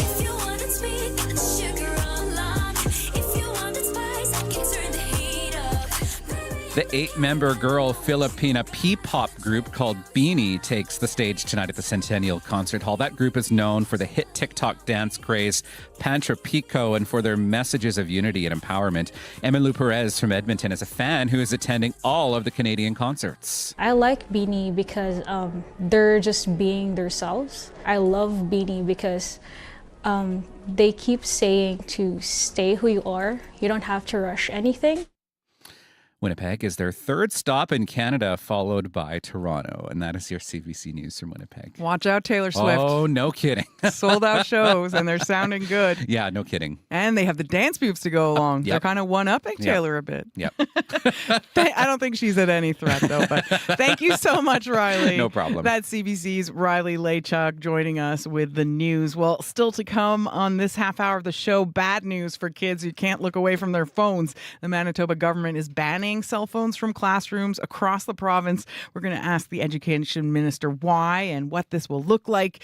Of course, it is for the students who are in K-8. High school students will only be banned from using them in the class. Turning now to the weather, well, there's an air quality advisory in place for almost the entire province. That's because of wildfire smoke. And today in Winnipeg, it's going to be mainly cloudy, slight chance of showers this afternoon, breezy, gusting to 40 kilometers an hour this morning, humid, high 26, widespread smoke tonight, breezy, wind becoming light in the evening with a low of 14, mainly cloudy tomorrow and hazy, humid again with a high of 26, but it'll feel more like 32 with the humidex, so make some plans to cool off tomorrow on the weekend. For Brandon, widespread smoke today, breezy, humid, high 26, mainly cloudy tonight with local smoke, the breeze becoming light in the evening with a low of 12. Tomorrow, mainly cloudy, humid, hazy, high 25. In Dauphin, widespread smoke today, breezy, gusts up to 40 kilometers an hour, humid, high 25. Partly cloudy tonight, becoming cloudy after midnight and hazy, wind becoming light in the evening with a low of 10. Tomorrow, cloudy, becoming a mix of sun and cloud in the afternoon, hazy and humid again with a high of 25. In Thompson, a mix of sun and cloud today, widespread smoke, becoming hazy this afternoon. It's going to be breezy, humid, high 23. Partly cloudy tonight, hazy again, breeze becoming light in the evening, low 6. For tomorrow, mainly sunny, humid with a high of 24. And for Churchill, cloudy today, slight chance of showers, local smoke, the breeze becoming light early in the afternoon. Temperature is going to hold steady around 11 degrees today. Mainly cloudy tonight, slight chance of showers with a low of 8.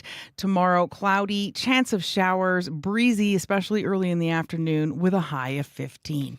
Dylan Longhurst is on the other side of the glass. He is our studio technician, also our show director today. And on top of all that, he's keeping an eye on the traffic. I think we had some calls, didn't we, Dylan? Yeah, things have picked up out there on the morning commute today. So first off, we got a call about southbound Route 90 just before Logan. I heard about a stalled vehicle in the curb lane. There are some small delays there at present, and keep left to pass if you're on Route 90 today. As well, Portage and Barrie, there's been a collision that has knocked down a traffic standard. That's now blocking the westbound median and middle lane. Again, that is Portage and Barrie. You're going to be seeing some delays at that intersection. You're going to want to keep right to pass through there. Anything else you're seeing on that commute, you can give us a call at 204-788-3093. Thank you, Dylan. And he's doing such a good job. You should see his arms are going all over the place. Answering calls, putting our audio up. Good job, Dylan. It is now 7:38. You're listening to Information Radio on CBC Radio 189.3 FM and 990 AM in Winnipeg, and also broadcasting around the world on our CBC Manitoba YouTube channel. Well, it's a sea of sunflowers, perfect for selfies. Deer Meadow Farms on Springfield Road is opening up its 6-acre field to visitors. The Sunflower Experience runs for 2 weeks, starting today, and it includes activities like yoga, a paint night, wine tasting. Our CBC Manitoba community reporter was there for a preview.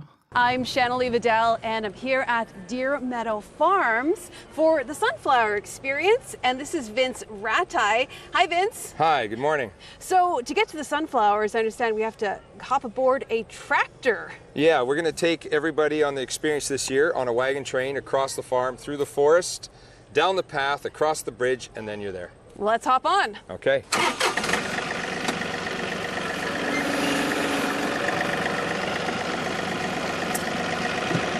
All right, everybody, we're here.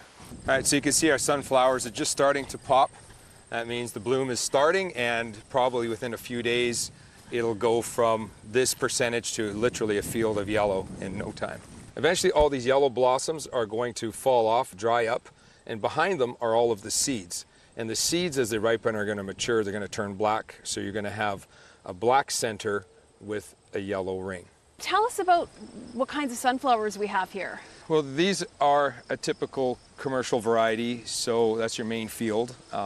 So in there you've got either black oil sunflowers that are grown for birdseed, or you've got the other that are for human consumption that you kind of crack open and eat. Amongst the trails there are 10 varieties that are planted that have different colors. So they're not all yellow. Some are peach, some are dark red, some are almost like a black color, some are white, and some are dwarf, and some are tall. So depending on where you visit and what you're able to see, it's all going to depend on the bloom of those particular flowers, because they don't all bloom at the same time. What astounds me actually is how thick they are. Like how thick these, is it the stem? And they're quite rough. So when you walk through sunflowers in your shirt sleeves, you're going to feel it. So that's why we have nice wide trails. The Sunflower Experience that's going to be happening starting on August 16th. Tell me a little bit about what's going to be going on. The Sunflower Experience is different than Corps Maze. Corps Maze, you're kind of exploring, you're trying to, find your way out. There's a bunch of different challenges and so on. It's more walking, and it's a little different tempo. A lot of kids are running through there and so on. The Sunflowers is more chill. It's relaxing. It's more about wellness. It's about just getting in touch with being outdoors, the kind of the healing vibe, the wellness vibe. Take your time and stop to, as they say, stop to, smell the roses. Well, this is it. We have a number of things going on here in this space, special event type things, like for example, the paint nights. The first two are almost sold out. The third one, there's still some space. There's another paint night hosted by another group. So there's actually 4 paint nights here in 2 weeks. And then we also have a wine tasting. Then there's also 2 sun yoga nights. So I'm Flexi Michelle. The yoga on the 19th is going to be very relaxing. It's going to be a yin type of yoga, and the sound bath will be glass singing bowls, so it'll be a really therapeutic experience, very calming, and the crickets and nature are very complimentary as well. And then the second one on August 26th will be a little bit faster, but still beginner pace, just less yin and a little more flowing postures. What's it like to do yoga in an atmosphere like this? It's absolutely beautiful. I love it. It's much more calming than doing yoga with the goats, though, but it's wonderful, and the whole experience you get walking through the trails, it's nothing like it. Looking at you right now and how you dressed, you're wearing the perfect outfit to be surrounded by sunflowers, sunflower earrings, a sunflower yellow top, pants decorated in sunflowers, even a sunflower in your hair. Tell me about your love of sunflowers. I love sunflowers because they're so short-lived. They're the equivalent of lilacs, but at the end of summer. My farmer friends who are into heavy ag, like the real farmers I call them, their joke is they just sprayed a field and they're driving away, and a bunch of people get out, jump into the flowers, and take a bunch of selfies or pictures after that field was just freshly sprayed with pesticide or herbicide or whatever. And so our field is safe, 100% safe. So we're still setting up in this area. We've got a bunch of different props you can see that were just propped. They haven't been put into place yet, but this is going to be stationed around this area, and some of it in the sunflowers for those photo ops. We have the sun bar here, and this area is licensed, so they can grab a cocktail or a mocktail, and then they can wander the trails. All right, so here we have our decks where people can hang out, sipping a cocktail, or if they have a little snack or lunch or something from the food truck. We have some food trucks that are going to be here as well. So this is some sort of deck or platform? Yeah, it's a viewing platform. So up here we can get pictures above the sunflowers. Kind of like being on a boat in the middle of the ocean. Well, I was thinking that because I'm here and all I see is a sea of sunflowers. Yeah. And what's interesting is I know you said like a lot of them are still have yet to bloom, but I see so many blooms from high up here. Yeah, and there's more coming. Every day there's going to be more up until it hits the peak, probably about 7 days from now. If you're here around 8 o'clock, between 8 or 8:30, and you see the sun go down, you'll be experiencing what's called golden hour, the last hour before sunset. The sky changes color, as we know, and everything looks really cool. Great pictures, great photo opportunities. It'll last 2 weeks. If you blink, you'll miss it. Golden hour in a golden field sounds just beautiful. That was our CBC Manitoba community reporter Shannalee Vidal on her visit to Deer Meadow Farms. We also heard from co-owner Vince Ratai and yoga instructor Michelle Merrick. The Sunflower Experience starts today and runs for 2 weeks. Food, art, music, dance, and more. Cultivation Festival FAMD is back August 19th to 25th. Proudly sponsored by CBC. Come celebrate Manitoba's rich Filipino culture with events taking place all over the city, like Ceremonia, an all-Philippine X art exhibit, Lupa Ay Bahay, a Filipino indigenous craft exhibit, and Sala, a Filipino film festival. Visit cbc.ca/Manitoba/community for details. So much coming up on that Cultivation Festival. In fact, we're going to learn more about it coming up after the 8 o'clock World Report and, why and how they're putting Manitoba's Filipino community up front and center.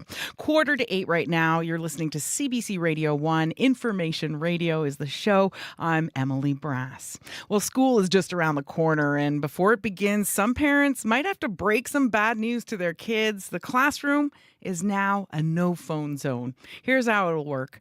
Students from kindergarten to grade 8 won't be allowed to use their phones at all during the school day, and high school kids will only have to stay off their phones while they're in the class. Manitoba's not the first to make this move. Provinces like Saskatchewan and Alberta also have bans in place. To learn more, we've reached the Education Minister, Nello Altomar. Good morning. Good morning, Emily. How are you doing? Oh, pretty well. So tell us how this cell phone ban will work. This cell phone ban's in place because we work collaboratively with parents. We want to create learning environments that are distraction free, and by removing cell phones, we'll certainly do that.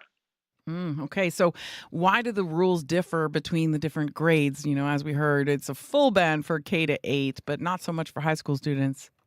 We also believe that schools are the place to learn about responsible digital citizenship and how to do that in a way that, because they're not going away. Cell phones are part of our lives, and schools can play an integral role in helping students become citizens that won't be easily distracted and know when they're heading down certain rabbit holes, know when they're becoming less efficient at focusing in class. So schools are best places to learn how to do that, and we're going to support educators and families in getting that done. Well, and you mentioned that idea of digital distraction. Who did you consult with as you came up with this plan to learn about things like that? Well, we saw a large body of research that says these effects on children are real. Depression, anxiety, it feeds that dopamine piece in your brain. These apps are created by people that are really skilled at distracting us. Those dings, those reminders, all of those pieces.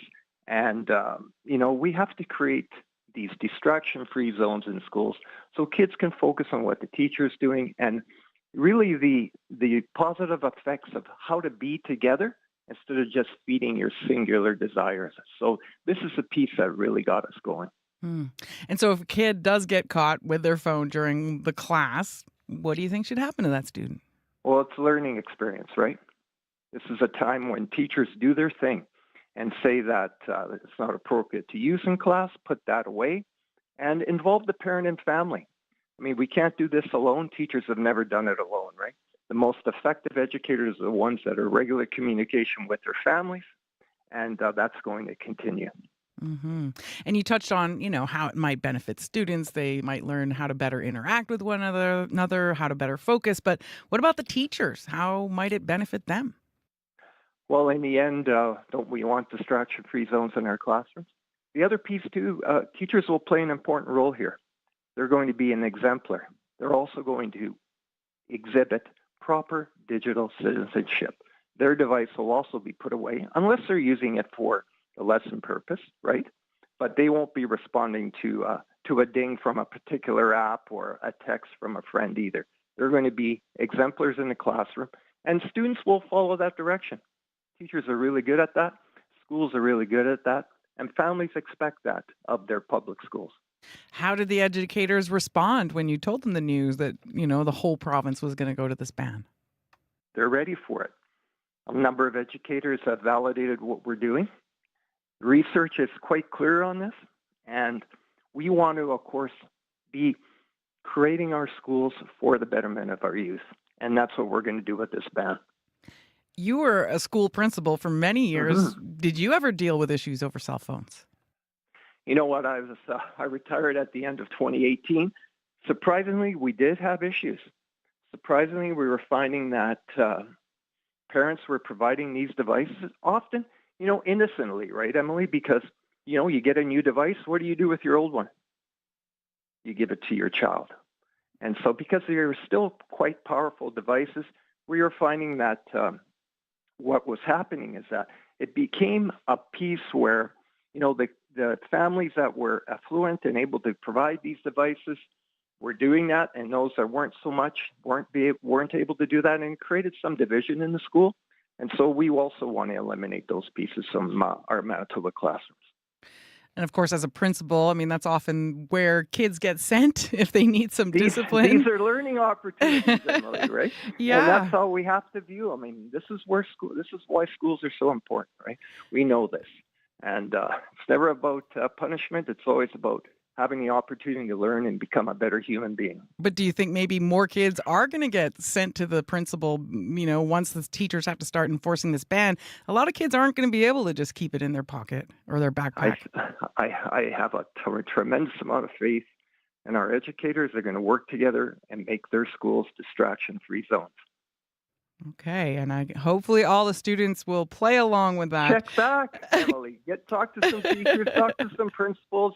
Give me a call back in a month, and we'll let you know how it's going. Well, in fact, we spoke to some Winnipeg students earlier this week, and they said the technology in their classrooms is often outdated. So sometimes they have to use their phones to do some of the class activities that require a device. Are there plans to update classroom technology to go along with this ban?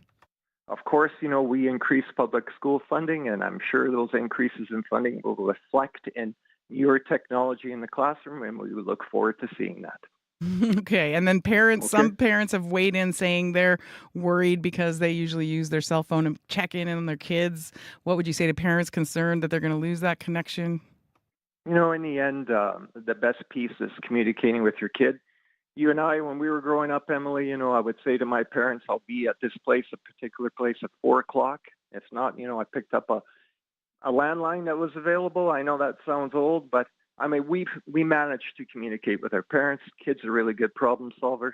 Families are good problem solvers. They'll find a way. And then just finally, before you go, what do you think success will look like at the end of the school year when it comes to this ban? Like, what are you going to be measuring for and looking for at the end of the year? Well, other than the obvious in test scores and more calmer learning environments, we're going to, I talked to a lot of kids since I was appointed in last October, and you'd be surprised at how a number of students said they look forward to having a distraction-free zone even for just a little bit, right? Because, we're not naive enough to think that kids aren't going to be on their devices outside of school time. But we're also going to equip them with the tools necessary so that they know when they're down that rabbit hole, so that they know when they've gone too long on their device. Do you know that if you go to the top right corner and you scroll down, you can set focus times and everything on your phone? Did you know you can do that? That's a good tool to know about. Yeah. Exactly. And that's on a lot of the Android and, of course, the Apple phones. So these are things that we're going to teach kids and so that they're aware of how they're using digital technology. Well, thanks so much for joining us this morning, You're welcome. Minister. I do encourage you to check back. Okay, I'm sure we will. Thank you so much. Yeah, you're welcome. Nello Altamar is Manitoba's Education Minister.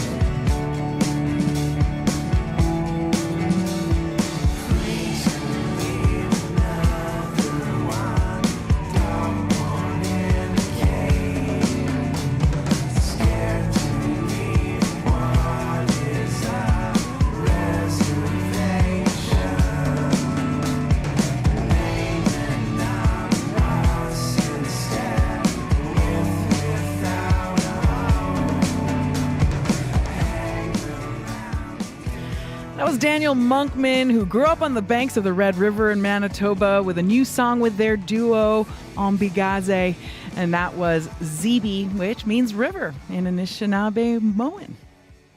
Just coming up to the national news time, and Riley Lachuk's here with a look at the CBC Manitoba headlines. Good morning. Hundreds of people from Bunabonabee Cree Nation are waiting once again this morning for planes to airlift them out of the community due to a nearby wildfire. Close to 1,600 people have been flown out already, and those flights are taking off once again today.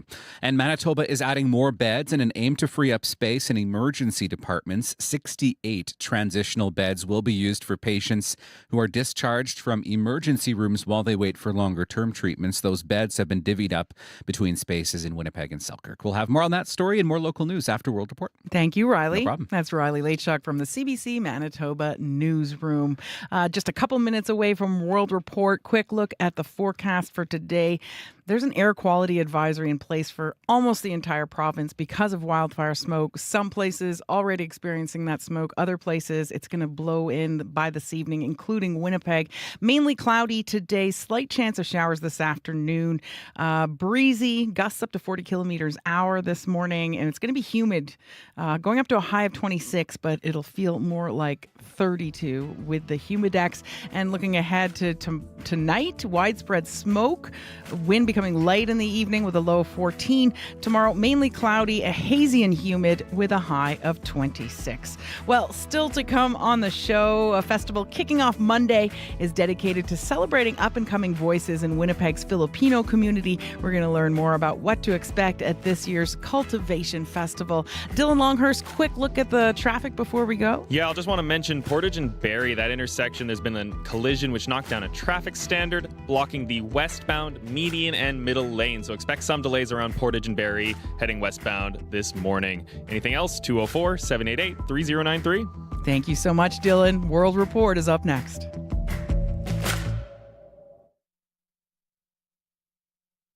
Today on Q. I'm Talia Schlanger, sitting in for Tom Power. When Fat Mike, lead singer of the punk band NoFX, says this is their final tour, he really means it. He joins me to chat about ending the band's 40-year run and why he's worried about making it through the last show. Q, this morning at 10:30 in Newfoundland, and on the CBC Listen app, or wherever you get your podcasts. The CBC News is next. Coming up in half an hour, it's The Current. I'm Susan Bonner. Team Canada came home from the Paris Olympics with a big medal haul and smiles on their faces. Canoeist Katie Vincent, hammer thrower Ethan Katzberg, and sprinter Brendan Rodney on what it means to win gold. Coming up on The Current. This is World Report. Good morning, I'm John Northcott. More concerns are being raised about the BC Wildfire Service's approach to safety. CBC News has obtained a new report containing details about the death of a BC firefighter last summer. It comes just days after the report of a different firefighter who was killed by a falling tree. As Yasmin Renea reports, both documents suggest BC Wildfire violated safety protocols. These reports highlight what is, in our belief, a systemic problem. Paul Finch is president of the union, representing more than 2,000 members of the BC Wildfire Service. He says the fire agency failed to keep crew members safe. We need to give wildfire fighters here the support they deserve and need. A WorkSafe BC report obtained by CBC News shows the BC Wildfire Service did not ensure the inspection of a utility terrain vehicle before a deadly rollover last summer. 25-year-old Zach Muse died as he helped battle the massive Donny Creek wildfire in northeastern BC. His supervisor was injured. The report says neither were wearing helmets, despite them being provided to the BC Wildfire Service and required for use by the manufacturer. And a netting system meant to protect people in case of a rollover was damaged. It's a dynamic, complex environment. David Greer, executive director of the Wildfire Service, spoke to CBC News earlier this week about another report on 19-year-old Devin Gale's death, who was killed by a falling tree. The report calls hazard management and supervision prior to the incident, quote, ineffective and inadequate. Greer admits his organization needs to do better. The way we look at safety is changing, and we have to constantly evolve with it. Vowing changes around training and personal protective gear. Yasmin Ranaya, CBC News, Vancouver. As of this hour, Jasper, Alberta has reopened to residents only. About 5,000 people fled their homes when wildfire tore through the townsite back in July.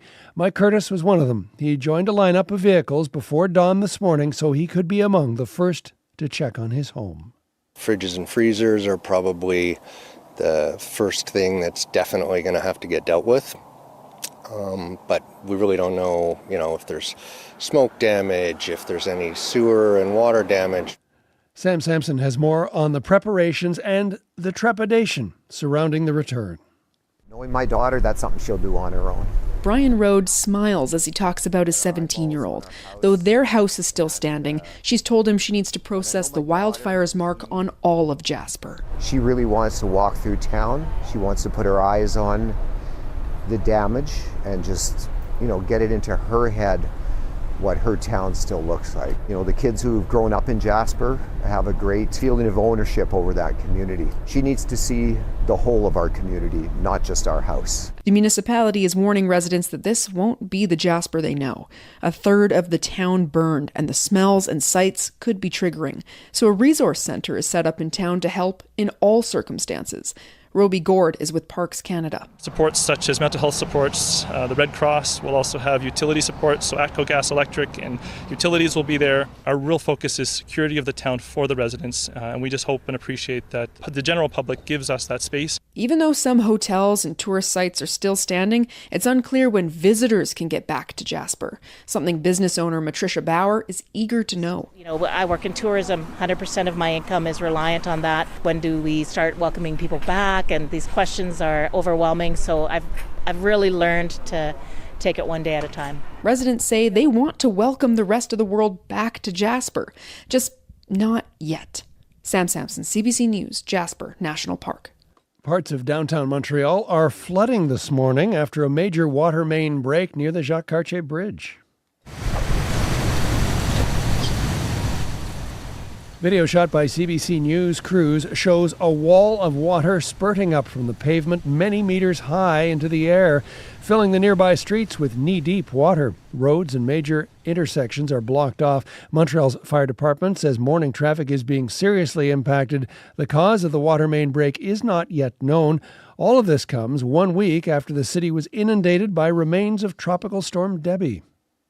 Ottawa says Ukraine is free to use Canadian-donated tanks and armored vehicles inside Russia.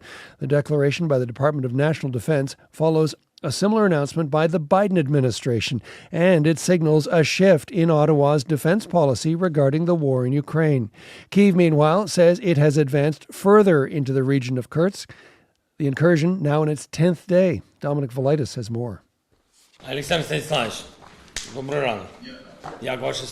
President Zelensky being briefed by the Commander-in-Chief of Ukraine's armed forces. His latest update on the situation in Kursk. The Ukrainians now claim to have advanced 35 kilometers into the region and taken full control over the town of Sudzha. It's the biggest of the 80 settlements Kyiv says it's taken during its surprise incursion, which is now in its 10th day.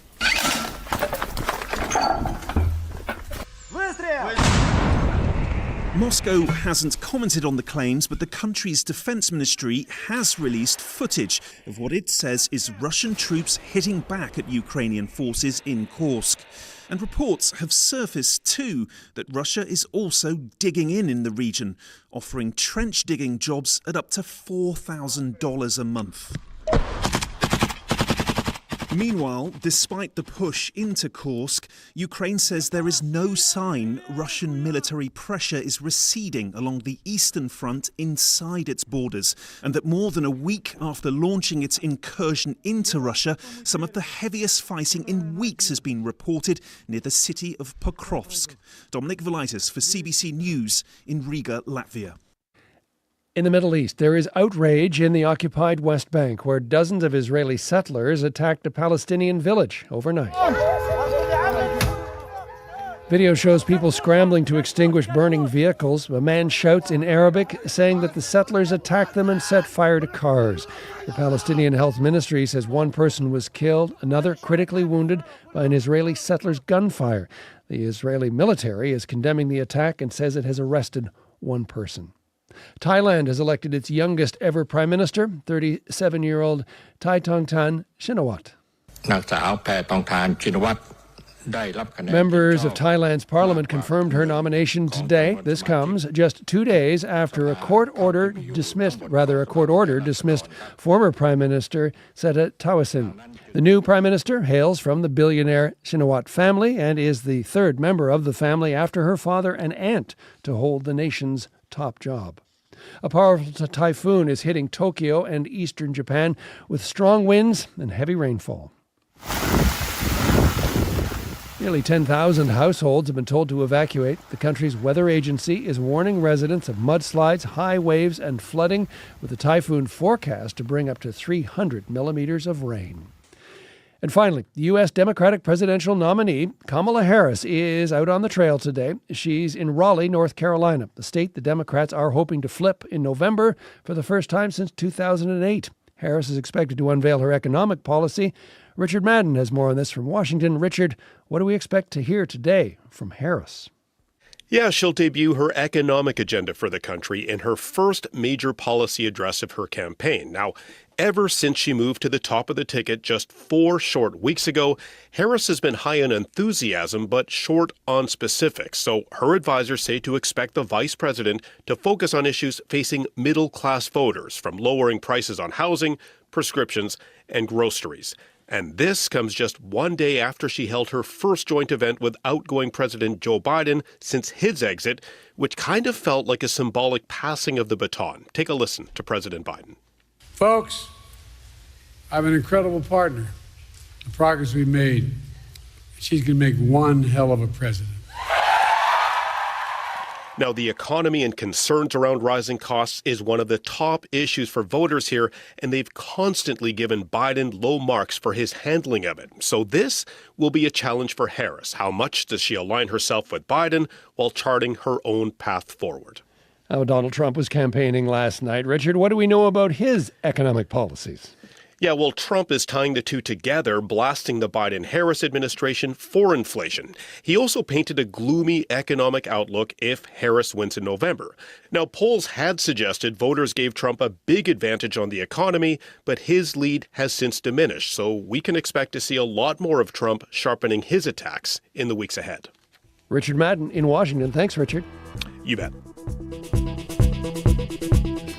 And that is the latest national and international news from World Report. Remember, for news anytime, go to our website, cbcnews.ca. I'm John Northcott. This is CBC News.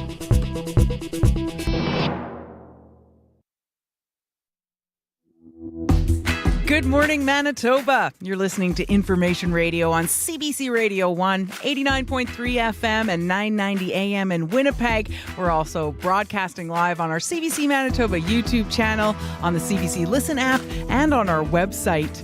I'm Emily Brass, having a great time filling in this week for Marcy Marcusa. Here's what's still to come on the show. A festival kicking off tonight is dedicated to celebrating up-and-coming voices in Winnipeg's Filipino community. We're going to learn more about what to expect at this year's edition of Cultivation Festival. Executive Director Alan Pineda is joining us right now in the studio. We've got more to come on Information Radio. Stay tuned.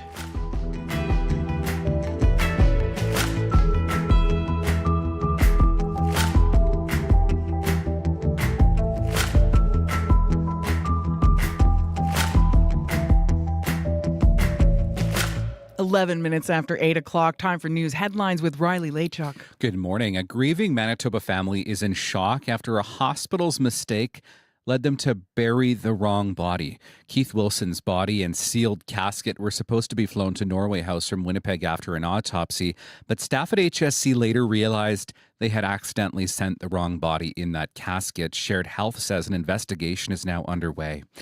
And a quick note, if you're listening to us on 89.3 FM this morning, we'll be off the air after Information Radio this morning because of antenna work. That work will begin at 8:45 after our show here.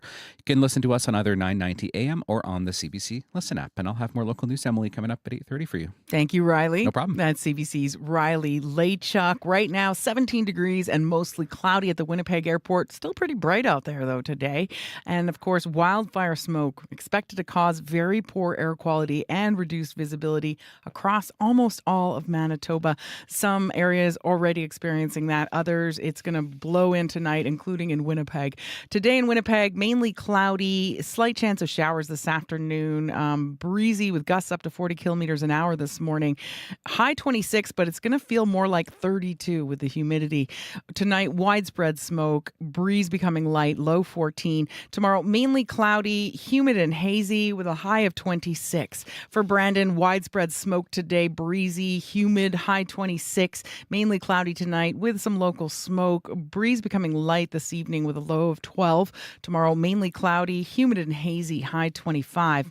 In Dauphin, widespread smoke today, breezy, humid, with the humidex feeling like 30, although the high will just be 25. Partly cloudy tonight, becoming cloudy after midnight, hazy, wind becoming light in the evening, low 10.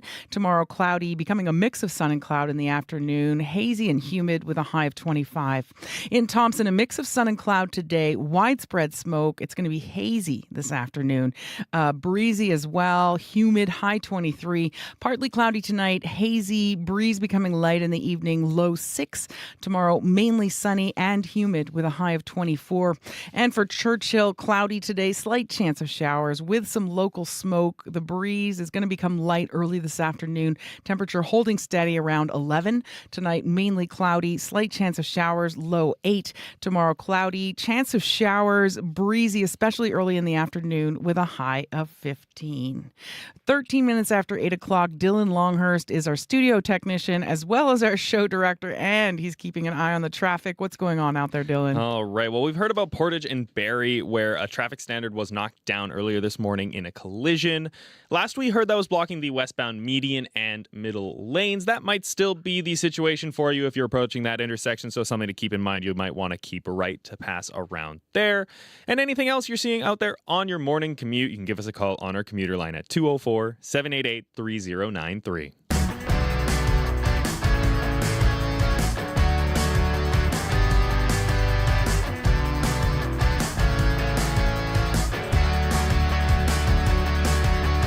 Coming up on 8:15, you're listening to Information Radio on CBC Radio 1. I'm Emily Brass. Winnipeg's Cultivation Festival starts tonight, and organizers say this year is going to be bigger than ever.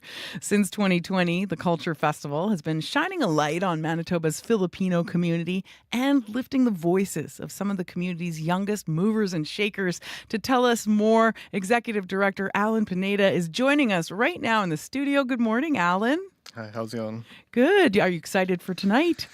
Actually, the festival starts on Monday, so it's okay. It runs from August 19th to the 25th. And yeah, every year is exciting. It's a little hectic. I mean, this year we have, I believe, 37 activations is what we call them. So about 37 events across the city and one in La Broquerie. Okay, so when we're talking about the This Is Me interactive experience and all that stuff, that's next Friday, not today. It starts on the events start on Monday, so August 19th to the 25th. Okay. Yeah. So those things that are listed for Friday are not happening tonight, or when are they happening? That must be next Friday. Okay. Yeah. All right. Thank you so much for clearing that up. So what can you tell us about Cultivation? What can people expect to see? So the festival revolves around food, art, music, dance, and education. So you're going to see a lot of that. And all the events, like they range. We have DJs, a lot of food events, food specialists from different restaurants. We have 2 art exhibitions. We even have a one-on-one basketball tournament. So it's really a very diverse set of events that we got. So it's really exciting. Okay, great. So 4 years in, how has the festival changed? Well, we got hit pretty hard, like with everybody with COVID. So we're just getting back into the mix. It changes every year. I mean, there's new stuff every year, new people involved. So It actually evolves every year, so it's pretty neat that way. What are some of the things you've seen evolve that, inspire you? A lot of the community is starting to work together and collaborate with each other, and then those people that collaborate, say the year before, like they'll just collaborate and get together during the year. So there's a lot of interaction in the community that we probably didn't have. There's a disconnect between like younger people, older people, people from different places. So now everybody gets to meet each other. So it's pretty fun. Okay, that's great. And so why did you set out to create this festival, Cultivation? We kind of found there was that disconnect between the youth and the older people, the Canadian-born Filipinos, the Philippine-born Filipinos. We just kind of wanted to bridge the gap and then also showcase all the super cool stuff to everybody that's non-Filipino and the rest of the community. And so, of course, a major aspect of Cultivation is highlighting the work of younger Filipino creators. Why is that an important focus to have? Well, our viewpoint from the group is the youth is the future, and we try to put people in positions of power and leadership right away. Whereas a lot of us of the older cats, we didn't get a lot of that mentorship or this is the way you're supposed to do it. So for us, we're like, you do it the way you want to do it, and if you need some help, we're there to help you. And the younger people just they crush it. Oh, that's so nice. Yeah. So you're kind of like leaving it open rather than, advising people you should do this or that. For sure. And then, it's a longevity aspect to, in 5-10 years, it's these younger people that will be the new board, will be the new leaders. So, the transition will be easier. And so, you even touched on not having opportunities like that when you were coming up. Like, how did it affect your rise? Oh, for sure. I'm big in, food is my expertise. So chef-wise, Filipino food-wise, you didn't see somebody that looked like me in the media 10, 15 years ago.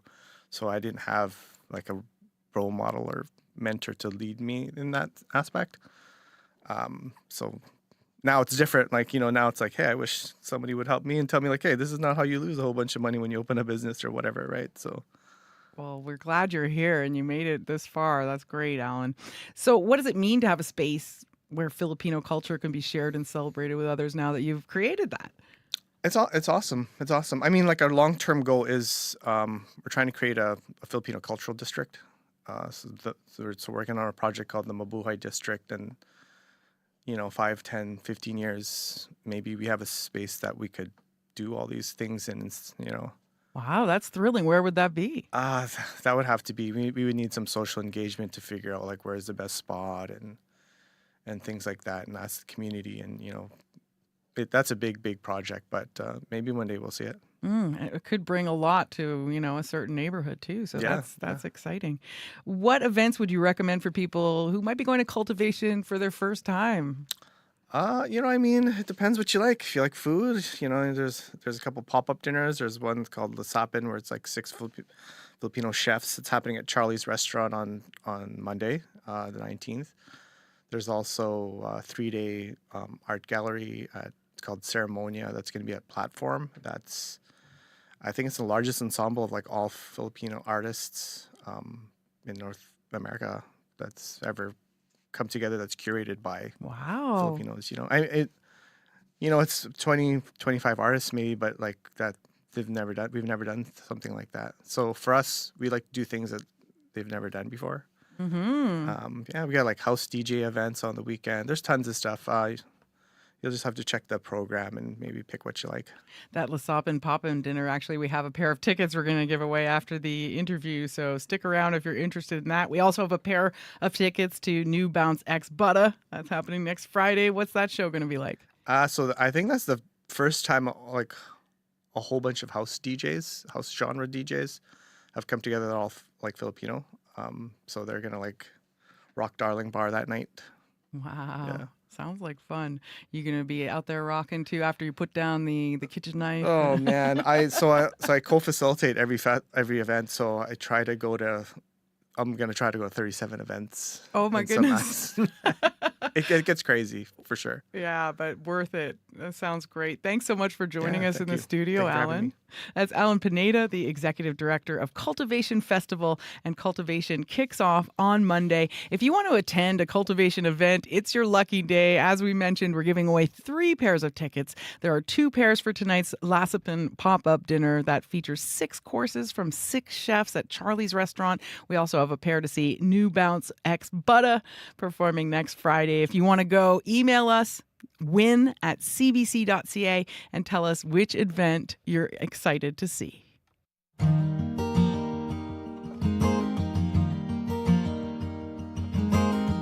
Seems nowadays there's nothing sacred.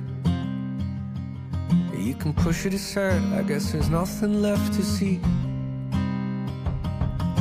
But everybody bleeds, everybody makes choices. And I don't know why, I guess there's nothing left for me.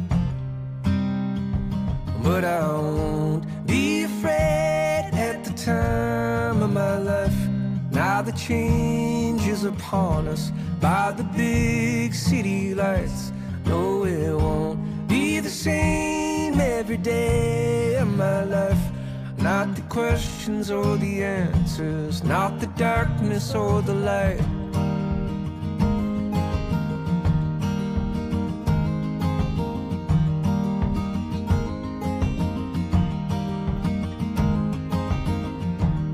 I guess there's nothing left for me. They'll drink your blood like vampires in the streets. So give me 5 more minutes, yeah, I guess that's all I need. As they follow in the footsteps of their greed to what is found. No, I won't be afraid every day of my life. Now the change is upon us by the moments that you like.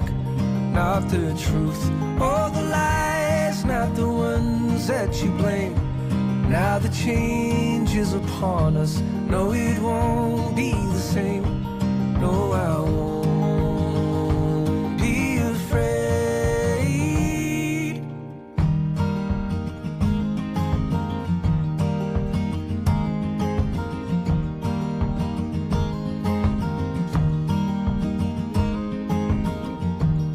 Both the forest and the fire, both the strongest and the weak, both the rivers and the seas, just like enemies. I guess there's something that we all need.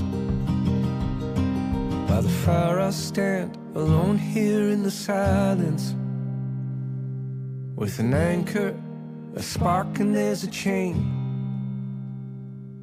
By the emptiness, it ties you to your freedoms. I guess nobody sees them. I guess it's all the same. No, I won't be afraid at the time of my life. Now the change is upon us, not the moments that you like. No, it won't be the same every day of my life. It's not the things that you were after, not the wrongs and not the rights, not the fear that you keep running from, not the reasons, not the fights. It's not the things that you were after, not the taking of those sides, not the questions or the answers, not the darkness or the light. No, I won't be afraid.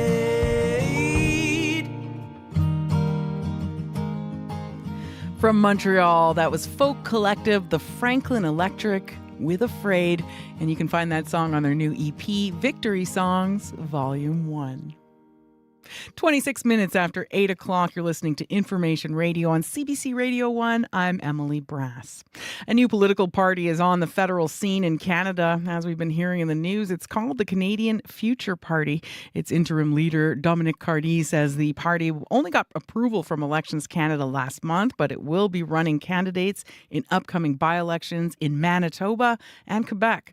Cardy says he's hoping to appeal to voters who are tired of having to choose between the right and left left-wing parties that come with all kinds of ideological baggage. That got CBC's Blair Sanderson wondering how useful Canadians find the concepts of the left and right when it comes to their own political beliefs. He hit the streets to find out. Hello. Hey, how you doing? Good. Do you follow politics? Yes, I do. A little bit, not too much. No, I don't. I do a little. I do until it makes me so upset that I have to not watch it. So then you must follow politics for it to get to the point that it upsets you. Yes. So what of this right and left? Are these useful concepts for you? They identify the extremes on both ends, and I think they're just a further way to divide people. You don't think you could be a little left or a little right? Well, I think if you're a little left and a little right, you're probably more tolerant of either side. But isn't that what the political parties used to be? Like, they weren't that far apart. I think that they used to have policies that aligned with some differences. There were some fiscal differences, there were some social differences. But and I hate to say it, but as the American system has become very much sort of this one note left wing or right wing only, we've sort of picked up on that, and it has evolved into that is where we've landed as well. I don't like it, but I think that's what's happened. Yes, I think people are very reactive to the words left and right, and rightly so. Very left might be very, it might not suit everyone. Very, very right definitely might not suit everyone. So I think saying you veer to the left or veer to the right is a safer way to say things. Right, yeah, because I think people believe that there's some idealisms that they associate with on one side or the other, so it's less so cut and dry. And would you be comfortable if someone identified you as being right or left? Yes, I'm cool with that. Yes, and I definitely will pick more from one side than the other. I'm not going to say what side today, but I definitely know what my perspective and my point of view is. I think a lot of people don't. What is left wing? What is right wing? What is it? I don't have a clue what they mean. Like, I do, but I don't, but not really. And I don't know too much about it, and I don't know enough to have an opinion, I believe. It's very confusing. It's either more government or less government. That's it. Okay, the more you want government, I guess you're left. The less you want government, I guess you're right. You follow your gut, and I think it's very much to do with how you've been brought up and the family you live in and where you've come from and how you react towards each other as humans. I think it's much to do with, for me, it's about how you are towards each other as people. What do you think? I don't think so, no. You have to judge by the policies that they promote and their track record. Yeah, and I think people understand the differences, in broad strokes. Thank you very much. You're welcome. Good luck. That was CBC's Blair Sanderson speaking with voters about their interpretations of the concepts of the political left and right. He spoke with more than a dozen people and found most were uncomfortable identifying as being too far on either end of the political spectrum. We're coming up to local news time. Quick note about our radio programs today. 89.3 FM will be off the air in Winnipeg just after the show at 8:45. That's for some antenna work. So, of course, during the outage, you can tune in on 990 AM on the CBC Listen app or on our website as well. You can check us out on the local section of the CBC News app, and we should be back on the air with 89.3 FM later this afternoon or early this evening. The news is next. This is CBC News. Good morning, I'm Riley Leitchuk in Winnipeg at 8:30. 17 degrees. We're under a mix of sun and clouds across southern Manitoba this morning. Air quality advisories in place for a good chunk of the province. No longer in place, though, for the far north and the Hudson Bay coast, but we are expecting some haze here in the south throughout the day today. A northern Manitoba community is reeling after a Winnipeg hospital's mistake led them to bury the wrong body. 44-year-old Keith Wilson from Pimichikamak Cree Nation died last month. His body was taken to Winnipeg for an autopsy and was supposed to be flown back to Norway House for the burial in a sealed casket. By the time staff at HSC realized they had sent the wrong body back north, it was too late. David Monius is chief of Pimichikamak. The family's in shock. We're in shock. We're in disbelief that this would happen to our citizens. It's hard to say, will this happen anywhere else? I mean, has this happened anywhere else? Onia says they don't know who they mistakenly buried, but they will be exhumed. Shared Health says an investigation into what happened is underway, and they are making sure that Wilson's family gets the proper remains. Flights out of Bunnabonaby Cree Nation are flying once again this morning, trying to get hundreds more people out of the community. A 6,000-hectare wildfire is about 9 kilometers south of the community. Sheila North is from Bunnabonaby, and her daughter and grandson lives there.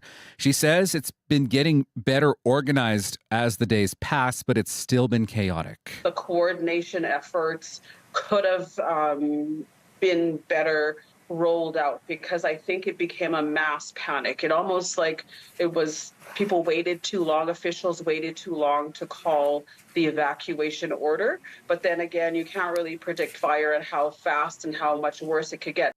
North says there needs to be more people on the ground that can speak Cree to help elders who are now settling into hotels. So far, about 1,600 people have been flown out. The province is opening up dozens of beds in hospitals, a personal care home, and at a shelter. The goal is for the 68 transitional beds to free up space in emergency departments. Instead of waiting in ERs, patients will be placed in those beds while they await a longer-term placement.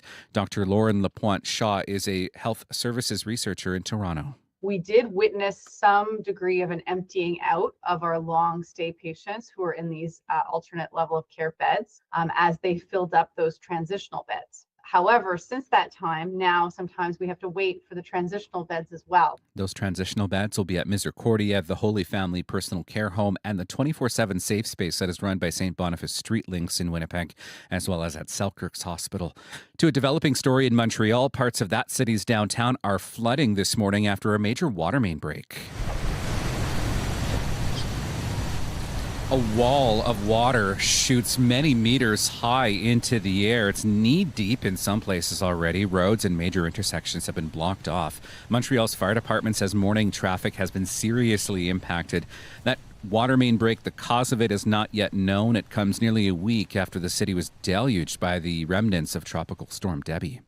In Alberta, Jasper wildfire evacuees are being allowed back into their homes today. Some of the Alberta town's 5,000 residents have seen their homes on bus tours since that wildfire, but have not been allowed to get out to go back in.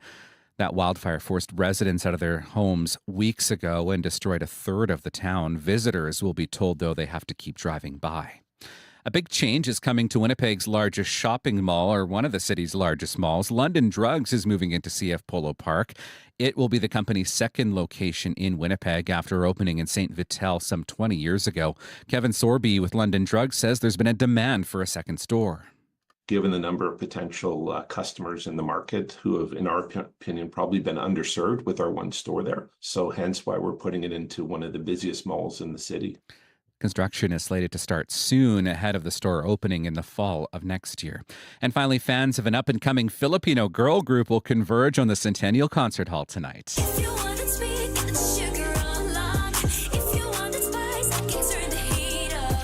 Beanie is an 8-member group known for the hit TikTok dance craze, Pancha Pico. They have captivated Gen Zers with their music and their message of empowerment and unity. Emmylou Perez from Edmonton is in Winnipeg for tonight's sold-out show. It's overwhelming. It's actually like everything paid off when I saw them. It's more in like a group who's always there for you when you don't have anyone. Perez hopes Canadians will learn more about Filipino culture through Beanie's music. And that is the CBC News from Winnipeg. I have a feeling there's going to be a lot of dancing at that concert tonight. I know, like clear the aisles. No kidding. People need to get up and dance Exactly. to that music. Thank you so much, Riley. Have a great weekend. You too. That's CBC's Riley Laychuk joining us from the Manitoba newsroom.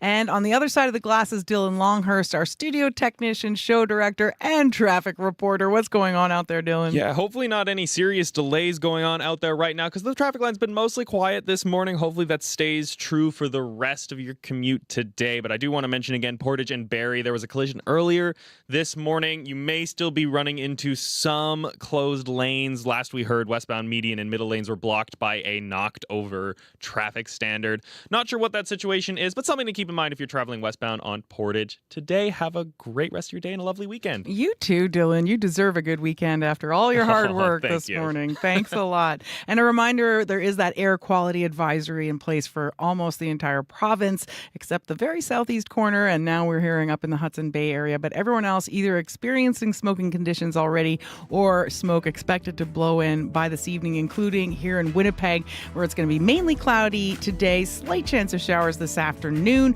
breezy with gusts up to 40 kilometers an hour, and quite humid with a high of 26. I'm Emily Brass. I've been filling in for Marcy Marcusa this week. Had a great time. Hope you all have a fantastic weekend. Get out there and enjoy that summer weather while it lasts.